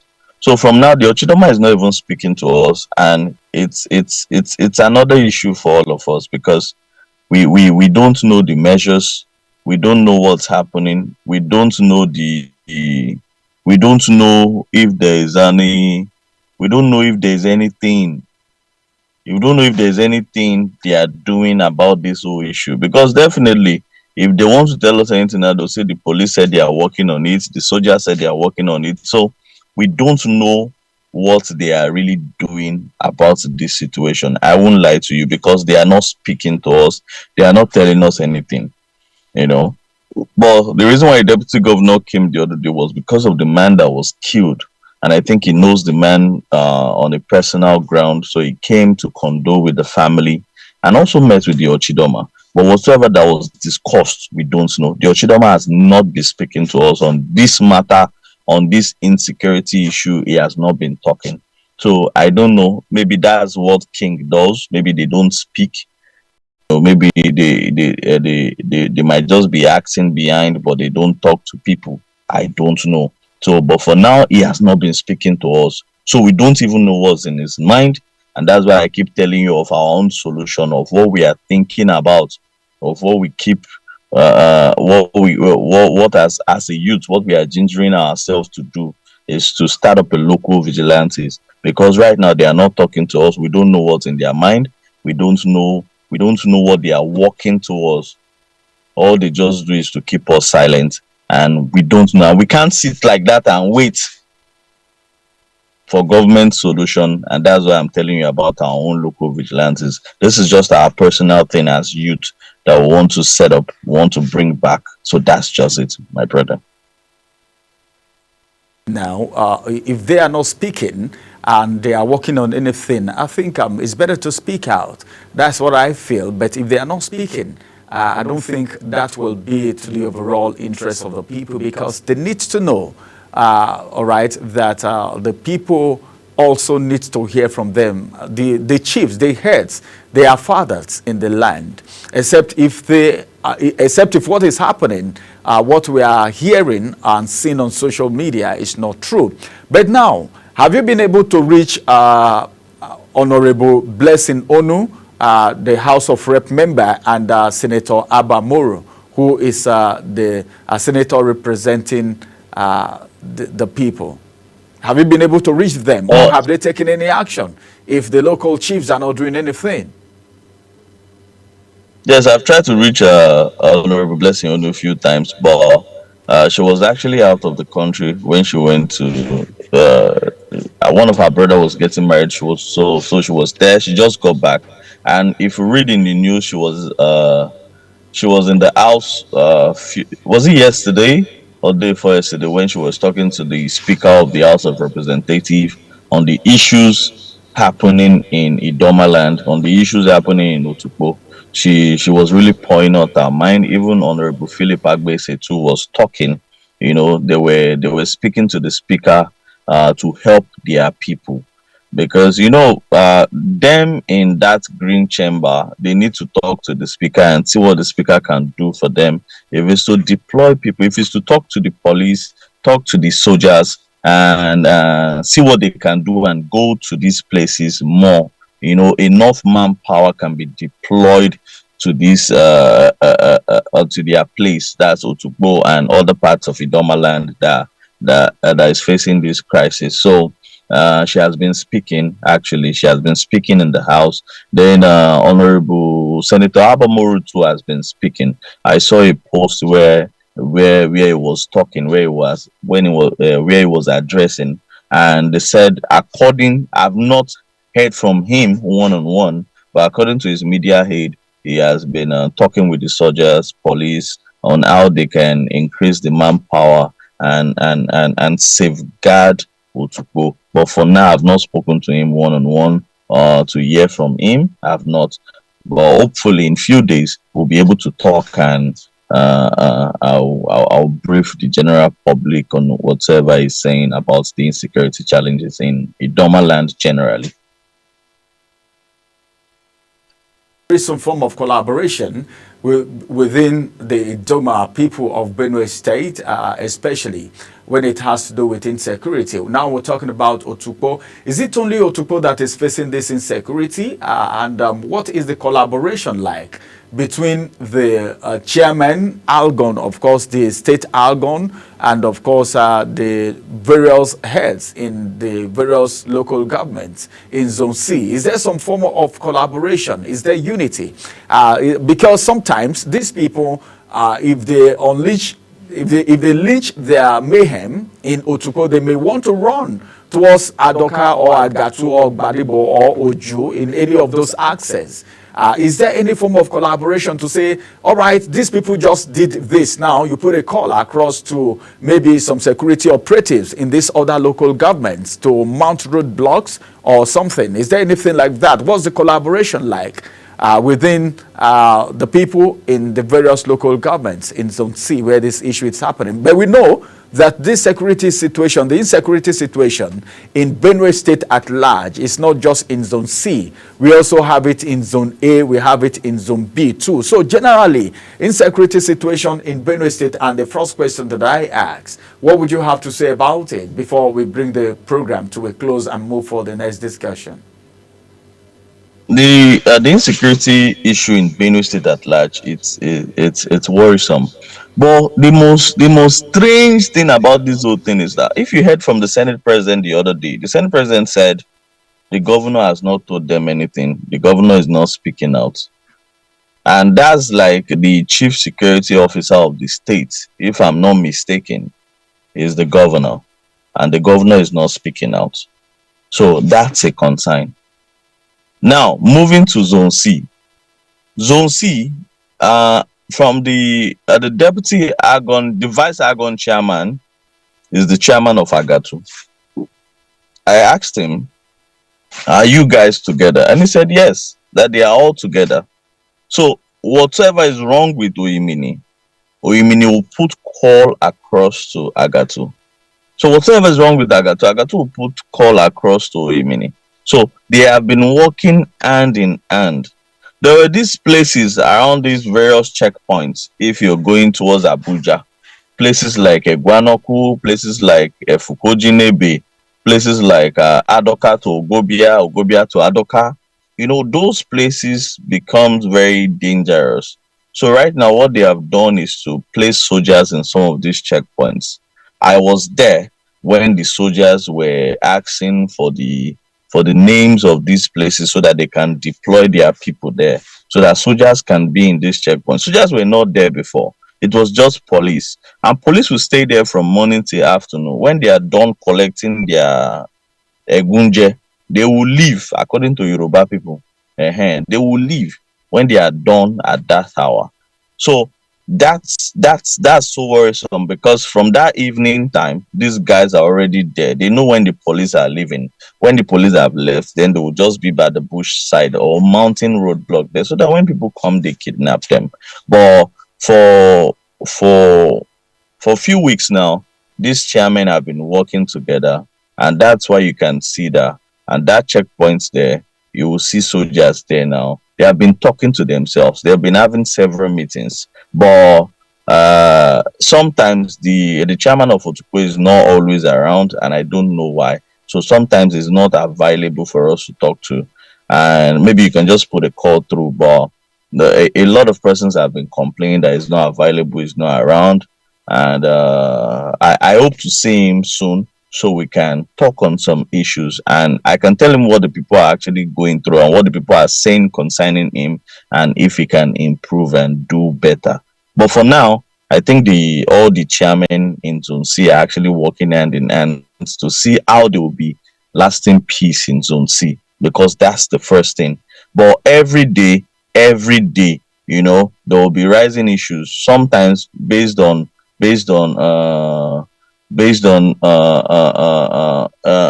communities that are very different. You know, some communities, there was an issue someone was trying to talk to me about yesterday.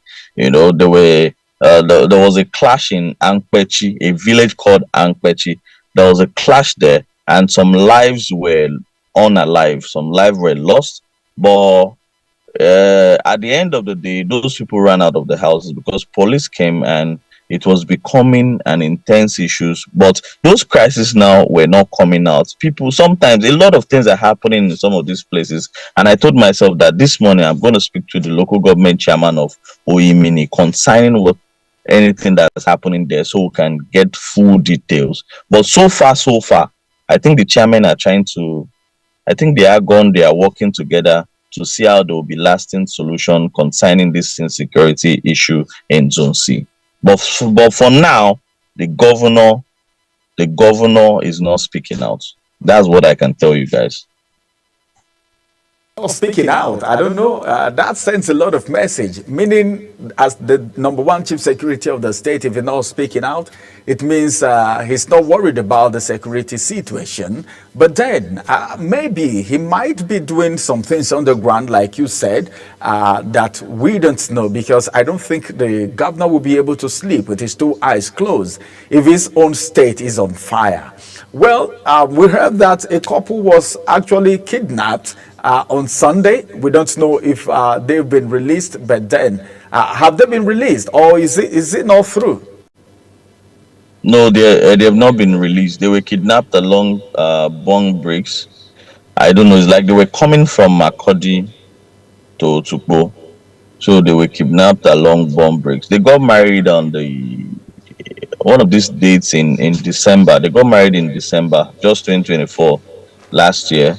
So they were coming into Otukpo town and they were kidnapped. And since that date till this very moment, they have not been released, you know. And he's a librarian at the Federal University of Health Science, Otukpo. So I don't know what they're actually looking for from a librarian. What's the salary? And I think these people, they don't check all of those things anymore. What they check is maybe you have families that can run around and raise funds for you.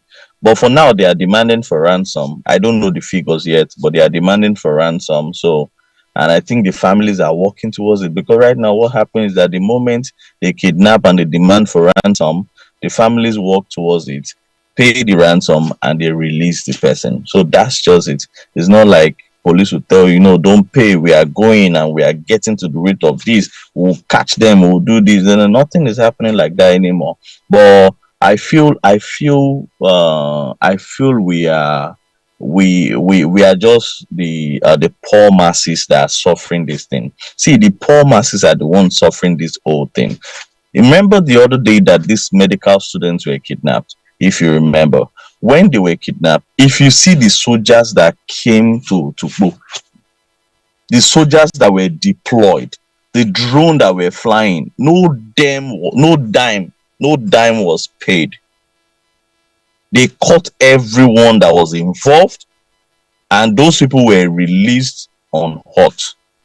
No dime was paid. The soldiers that were deployed, both with the ones that came with vehicles, both with the ones that came with motorcycle, both, they were just, helicopter was flying, to go up and down till those guys were released. So you see, we the poor masses are suffering these things. We don't have a voice. That's why everybody are striving. Everybody are craving to become rich, so that they can have security for themselves. That's what is happening, my brother. Thank you very much, Mehdi. It's actually a pathetic situation right now, because you need to protect yourself. If the people who are supposed to protect you are not there, and some persons are well taken care of when it comes to kidnap and they are being released, but for others who don't have the wherewithal to do that, have nothing to do. But it is so good that the community and the youth are coming together to get these vigilantes working. Do everything possible. Reach out to the senator representing your zone, and of course the House of Rep member, like they are already speaking, so that the needful can be done. Many thanks for joining us this morning on the conversation, all the way from Benue State, Mehdi. Thank you. Thanks for having me. All right, this is going to be the size of the conversation all the way from Otukpo in Benue State, where there have been a lot of unrest. And of course, the kidnapping situation, the killing and the robbery, which has become over. In fact, it's an alarming situation. It has gone overboard. And that's the reason the youth took to the streets. But then, who needs to do what, and what needs to be done before peace can return to the state, and not just the state, the local governments? What about the heads of the communities? What about the chiefs, the district heads, everyone? The issue of security is everyone's business. It's not left to the security operatives alone, because we need intelligent situations. We need intelligent informations. We need intelligent people. We need people who are ready to speak out. We need people who are ready to say no. If it is your brother, if it is your uncle, if it is someone related, associated, or connected to you that is involved in this dastardly act, you need to voice out to the security operatives. Let them be apprehended and meant to face the law, because one day you might fall victim.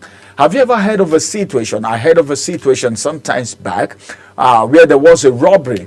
And what happened is that these people stand on the highway to rob, and the vehicles they are robbing, they don't know whether their relatives are in the vehicle or not.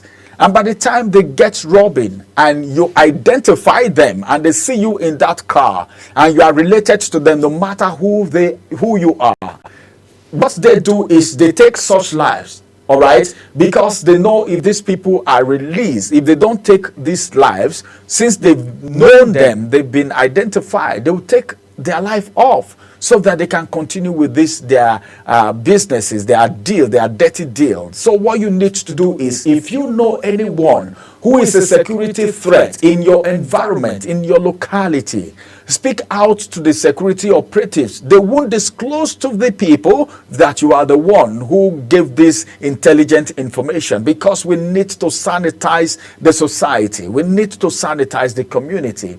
So many lives have been lost. Back in the days, if just one life is lost, it becomes a problem to the community. The people are worried. But now there is this worrisome situation that lives doesn't matter anymore. You see people losing their lives on a daily basis. You see people being kidnapped. People can't travel on our roads anymore. It doesn't matter whether the road is smooth or the road is bad. The situation now is becoming just too much. Who are these people? We're being made to understand sometimes back that some of the sponsors of this very terror, these terrorists have sponsors. These kidnappers have sponsors. They have people who they are answerable to. There are people who collect this money. If these people are known and being arrested, peace will return to the society. And this is what we are fighting for. It is not all the time we allow the government to do everything.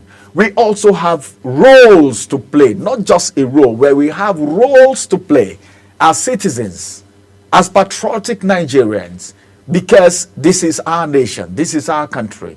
If Nigeria is not at peace, you can't be here.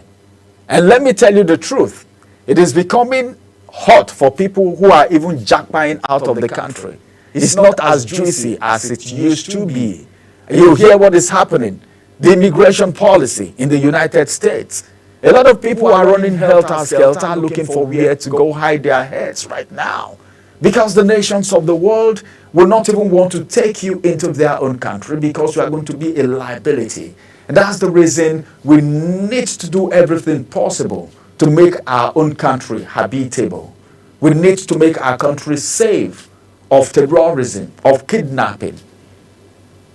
Whether they are coming into the country from other countries, we don't know. And that's the reason they call them unknown gunmen. The security chiefs, our security operatives, are doing their best. Go to the north. Soldiers, the joint task force are losing their lives. Some of them are losing their lives on a daily basis. It's not everything you hear in the news. Nigeria needs to be a peaceful country for people to invest. And we need investors to boost the economy of the nation. For us to live in peace. It is our collective responsibility as a people. All right, we'll go on a quick break. Thank you very much for staying with us.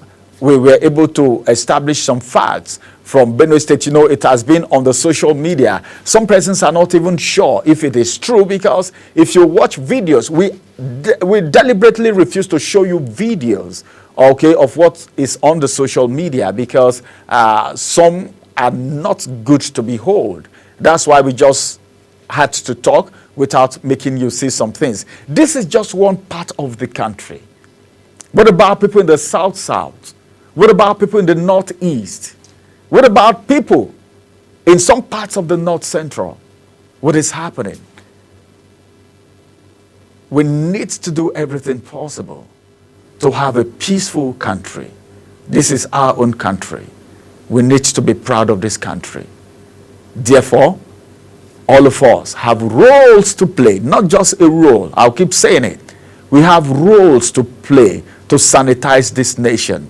If the people are not there, you will not have anyone to lead. If you are a leader today, if you are in government today and you feel you have all the immunity, you have all the securities around you, and you don't care about what happens to the average Nigerian, I am assuring you that one day you will be stripped of those security. They may not be with you forever. But then, if you are not lucky, and if God is not on your side, the security operatives may have little or nothing to do when there is a manhunt on you. All right? So that's what it is. It doesn't matter whether someone is a high-profile individual in the society. Everyone have blood, okay, flowing in them. So the same air we are breathing today. So everyone should be looked at as human enough. Everyone should be looked at as people that have rights. All right? Everyone should be looked at as people that are being governed with constitutions. Everyone should be looked at as people that deserve and have the right to live in a peaceful environment. Let's go on a quick break. After this break, we'll return for the second conversation, where we'll be taking you to other parts of Nigeria and other things happening in the polity.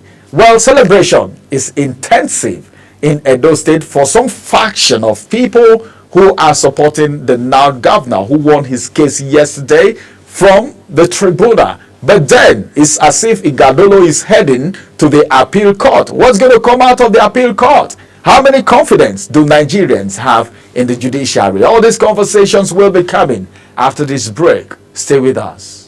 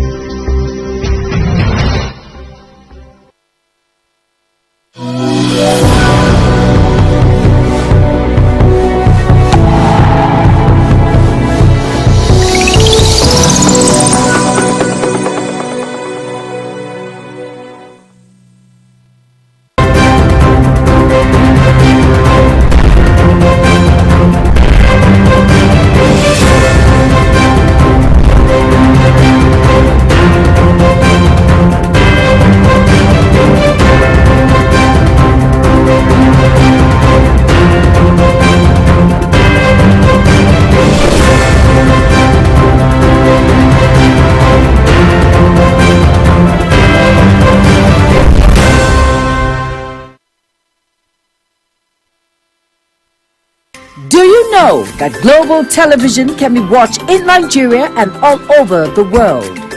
Download the Global TV Nigerian mobile app for Android and iOS devices to watch global television real-time from around the world. What are you waiting for? Start downloading and stay connected to Global Television.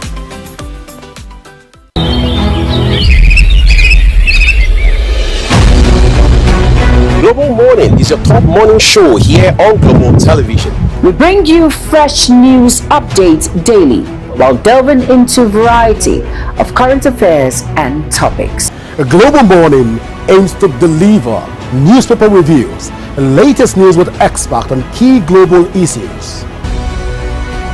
And at the same time, keeping you well informed about important events, both national and internationals. Global Morning serves as a valuable source of information, helping viewers like you start your day well informed.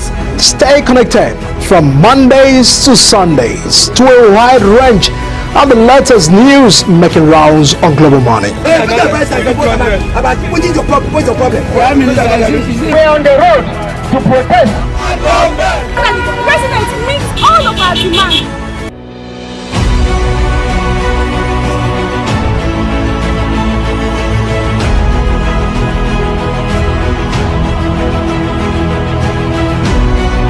This is Global Morning.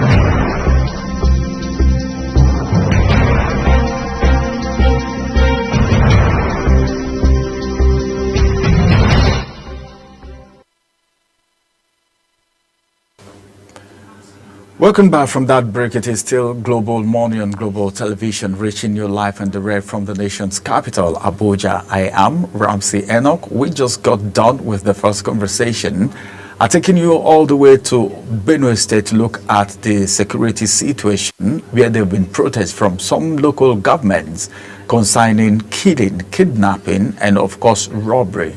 A human rights activist was able to speak to us this morning on the situation, and of course there are plans going on right now to arrest the situation. Now let's move away from there and go to Edo State, where there is a jubilation, there is a dance of victory for Okpebholo yesterday after the tribunal struck out the AA petition and that of the People's Democratic Party.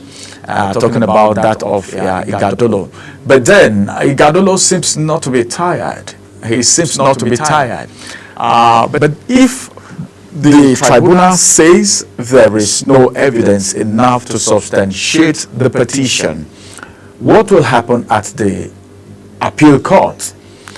Because though as it is, some persons don't even believe in the tribunal at all, especially for a sitting governor.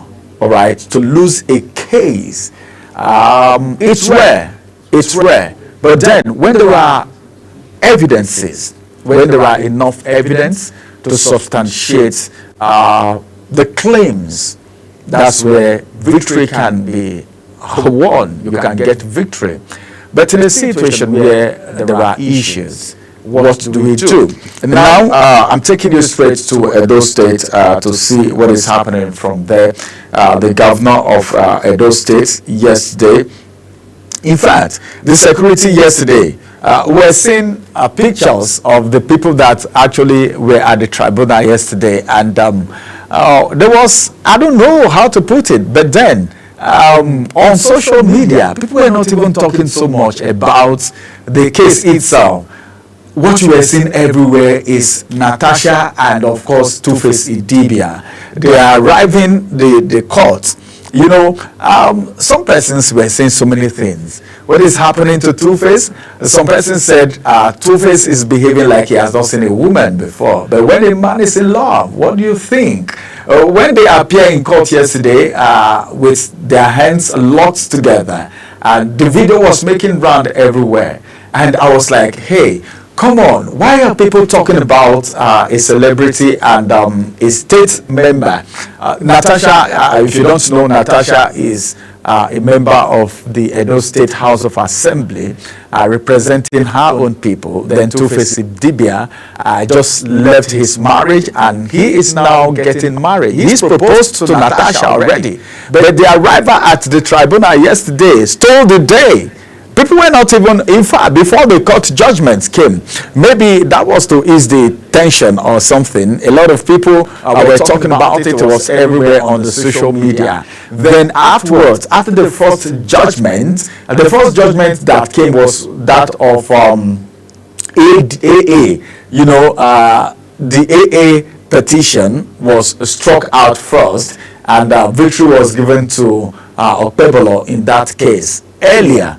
But later on, that of the People's Democratic Party also happened. Let's look at the situation right here. The Edo State Election Petition Tribunal yesterday dismissed the petition filed by the Action Alliance, that is AA. And what's the file? What's the case for? Challenging the election victory of Governor Monday Okpebholo and the All Progressive Congress, that is APC. Well, as it is right now, on social media, we have the picture of Okpebholo right there, where they were celebrating. Well, you can see these are the two contenders. You can see them on your screen from where you are right now. These are the two contenders where you have the people fighting for this very position. And as a matter of fact, it will interest you also to know that the three-member panel dismissed the petition on the grounds that the case brought by the AA was a pre-election matter and outside the jurisdiction of the panel, meaning it's not what the panel really want to talk about. And the Independent National Electoral Commission, that is INEC, had declared Okpebholo as winner of the 21st 2024 governorship election, having won majority of the vote cast at the poll. But then dissatisfied the petitioner, a fractional chairman of the AA, Adekule Omo-Aja, citing alleged non-compliance and corrupt practices, had asked the tribunal to declare Okpebholo's victory as illegal. And that was the reason he went to court. Because after the election, a lot of people are disgruntled. A lot of people are not satisfied. And you could know that after the 2023 election, there was this slogan, go to court if you are not satisfied. And that was what the sitting government said. A lot of people actually won their cases from the court. If you go to the court and you have, in fact, enough evidences. One of the reasons why the Labour Party lost in the tribunal in the 2023 election is because they felt they never had enough evidence. This is it. Let me just make this clear. It doesn't matter who goes to the court first. What the court works with is evidence. If you have substantial evidences to present in the court of law or to the tribunal, that is what they work with. It's not all about sympathy. It's not all about what is moving, what people are writing on social media. It's not all about what the majority are saying. The court doesn't work like that. It works with evidence. So the evidence presented to it by the people who are dissatisfied with this result is what they look at. But in the case of AA, they said, well, they don't have enough evidence to substantiate their claim. And so people were wondering, after that case, some people were wondering to say, well, what will happen? At least the PDP will have, Ighodalo will have enough evidence, because a lot of people said, well, there were evidences coming from Ighodalo and all of that. But what happened between Ighodalo and Okpebholo yesterday was surprising to a lot of people, because that case was also struck out. But one thing happened, because Ighodalo himself was not satisfied with the result of the election in the first place, and that was the reason they took the case to the tribunal. That is the election tribunal, because the tribunal is being set up. Someone is saying, what's the difference between the tribunal and the court? Let me make you understand this, that the court is different. But then, these are judges, these are people who are set up to look into election matters. All right, election matters. That is the electoral tribunal. They are all set up. And yesterday, the judgment came. And the People's Democratic Party's governorship candidate was not satisfied. And that's the reason he is heading to the appeal court now. Now, I don't know. Some persons are saying these people are spending money. Why not use this money for philanthropic purposes? But you know what it means to pursue an ambition? When someone is not satisfied, when someone's vision is being cut short and the person is not satisfied, they will be ready to spend anything. I mean anything. Go to any lengths to get justice. But then the tribunal have passed their judgment, and as I speak with you, there is joy at the government house in Edo State, because Okpebholo is being returned. But then what will happen at the appeal court? He has appealed. Okay, Ighodalo has appealed. PDP said, no, we are not taking a no for an answer. We are not accepting this result. Whatever it is that will happen, we'll follow it to the logical conclusion to make sure justice have its place. Sometimes I look at this rancor, I look at this problem, I look at this all of these issues, and I still go back to the fact that there is no permanent enemy in politics. Don't be surprised that these people will come together again, and of course they would want to at least be friends again, do politics again. You see the way people are decamping. That's the reason the people are the grassroots. The youths who are supporters of these people vying for this position needs to be very careful when they are being used as thugs. Some people lost their life during elections because they go snatching ballot boxes. How much will you be paid to do all of that? Now this case is going to the appeal court. What will happen from the appeal court, no one can say yet, until the final it may even get to the Supreme Court, which is the apex court, as the case may be. It depends on the level of satisfaction. But in this process, money is being spent. But then, how much do you think will be too much for someone who have an ambition? In all of this, I think the people's choice is very important. Governance is very important, even though we know that a lot of people are doing so many things for their own selfish interests. The number one thing is the people. You know, the people's mandate is very important. Who do the people want? Some persons are claiming that there is manipulation.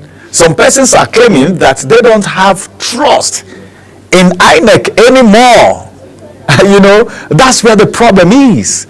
When you don't have trust in this particular system, no matter what that system do, you will not be okay with it. And that's part of the problems that we have. All right, no matter what the system do, in fact, if you take INEC, all right, and say they should conduct any election here today, some people will not even come voting. And that's part of the reason the bill was being passed. All right, the bill proposed anyway, it wasn't passed. There was a bill proposing that any Nigerian who is eligible, who is up to the age of 18 and doesn't vote, the person should be sent to jail.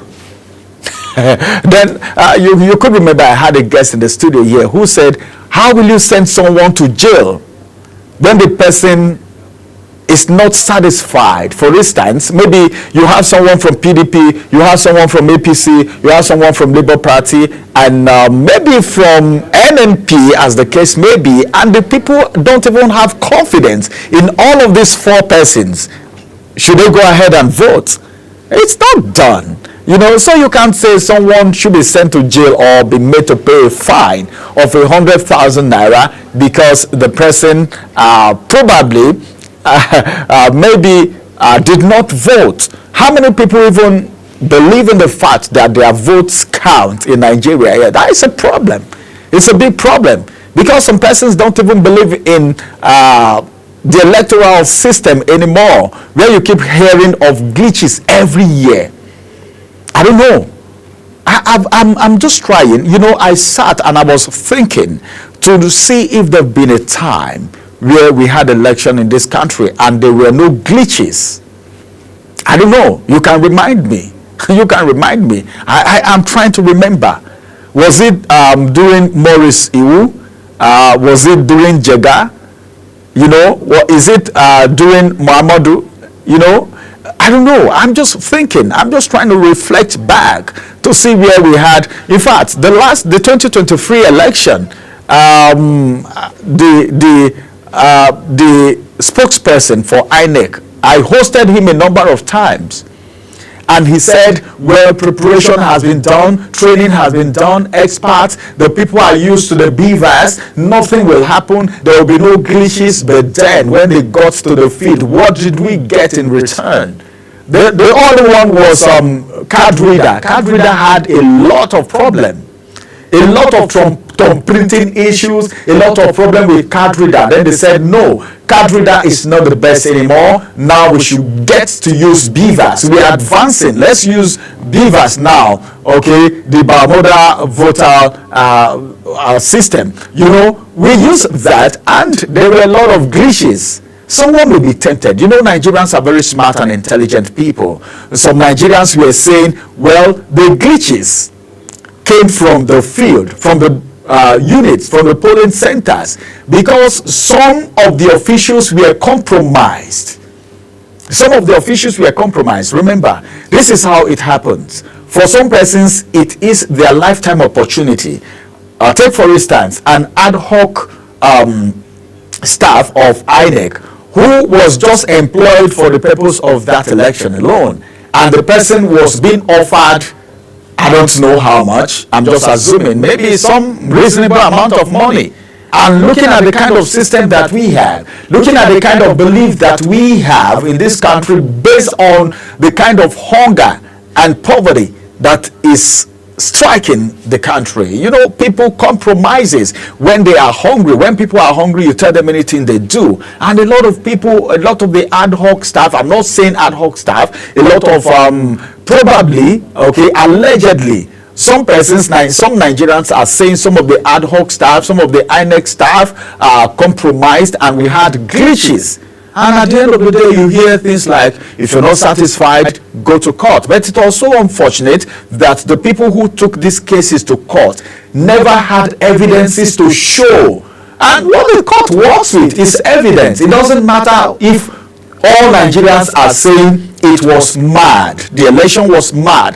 What are the evidences to show? It's just like someone saying she was being raped, and there is nothing to show, no evidence to show. And there is no meter to use in measuring the process or whatever part of the body that was being involved in this process. So you can't even determine whether it is true or not. These are the kind of problems that we have in this country. So going to appeal court sometimes, you know, going to Supreme Court, sometimes some people look at it, some Nigerians look at it as maybe spending so much on, okay, making some people rich.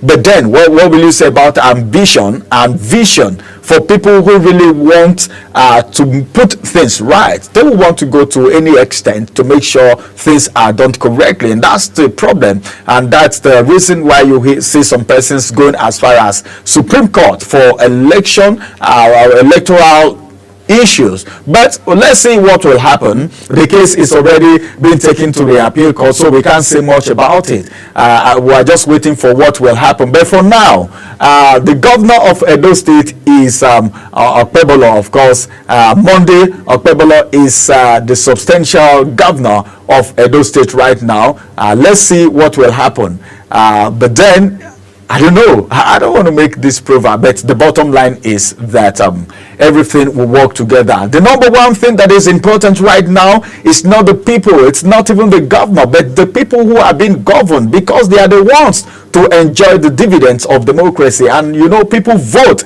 and people clamor for this democracy because they were not comfortable with the things that were happening during the military regime.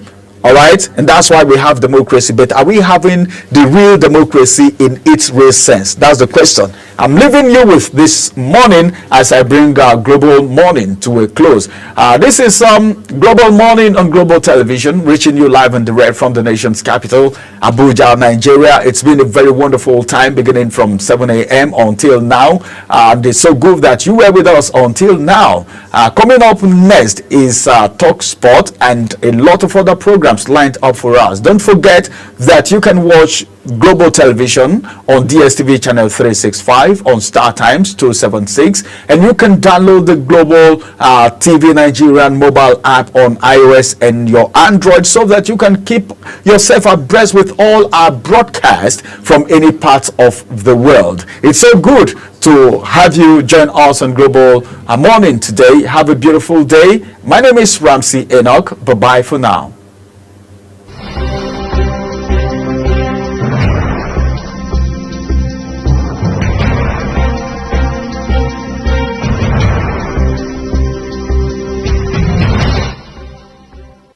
Welcome to Global Morning. Death toll from flooding. Most time our politicians just bring in policies too, for sure. Incidentally, we have several more stories. The legislature was carefully crafted to 22.2% inflation rates as of April this year. What does that say about where we are as a country? I think Nigeria has resorted to being resilient. When you call the police station, before they even leave, they take permission from I don't think there's really anything on ground to improve the struggle with the ASU strike. Minister of Education volunteered and said, give me 2 weeks. It was a lie. The president never gave me any deadline.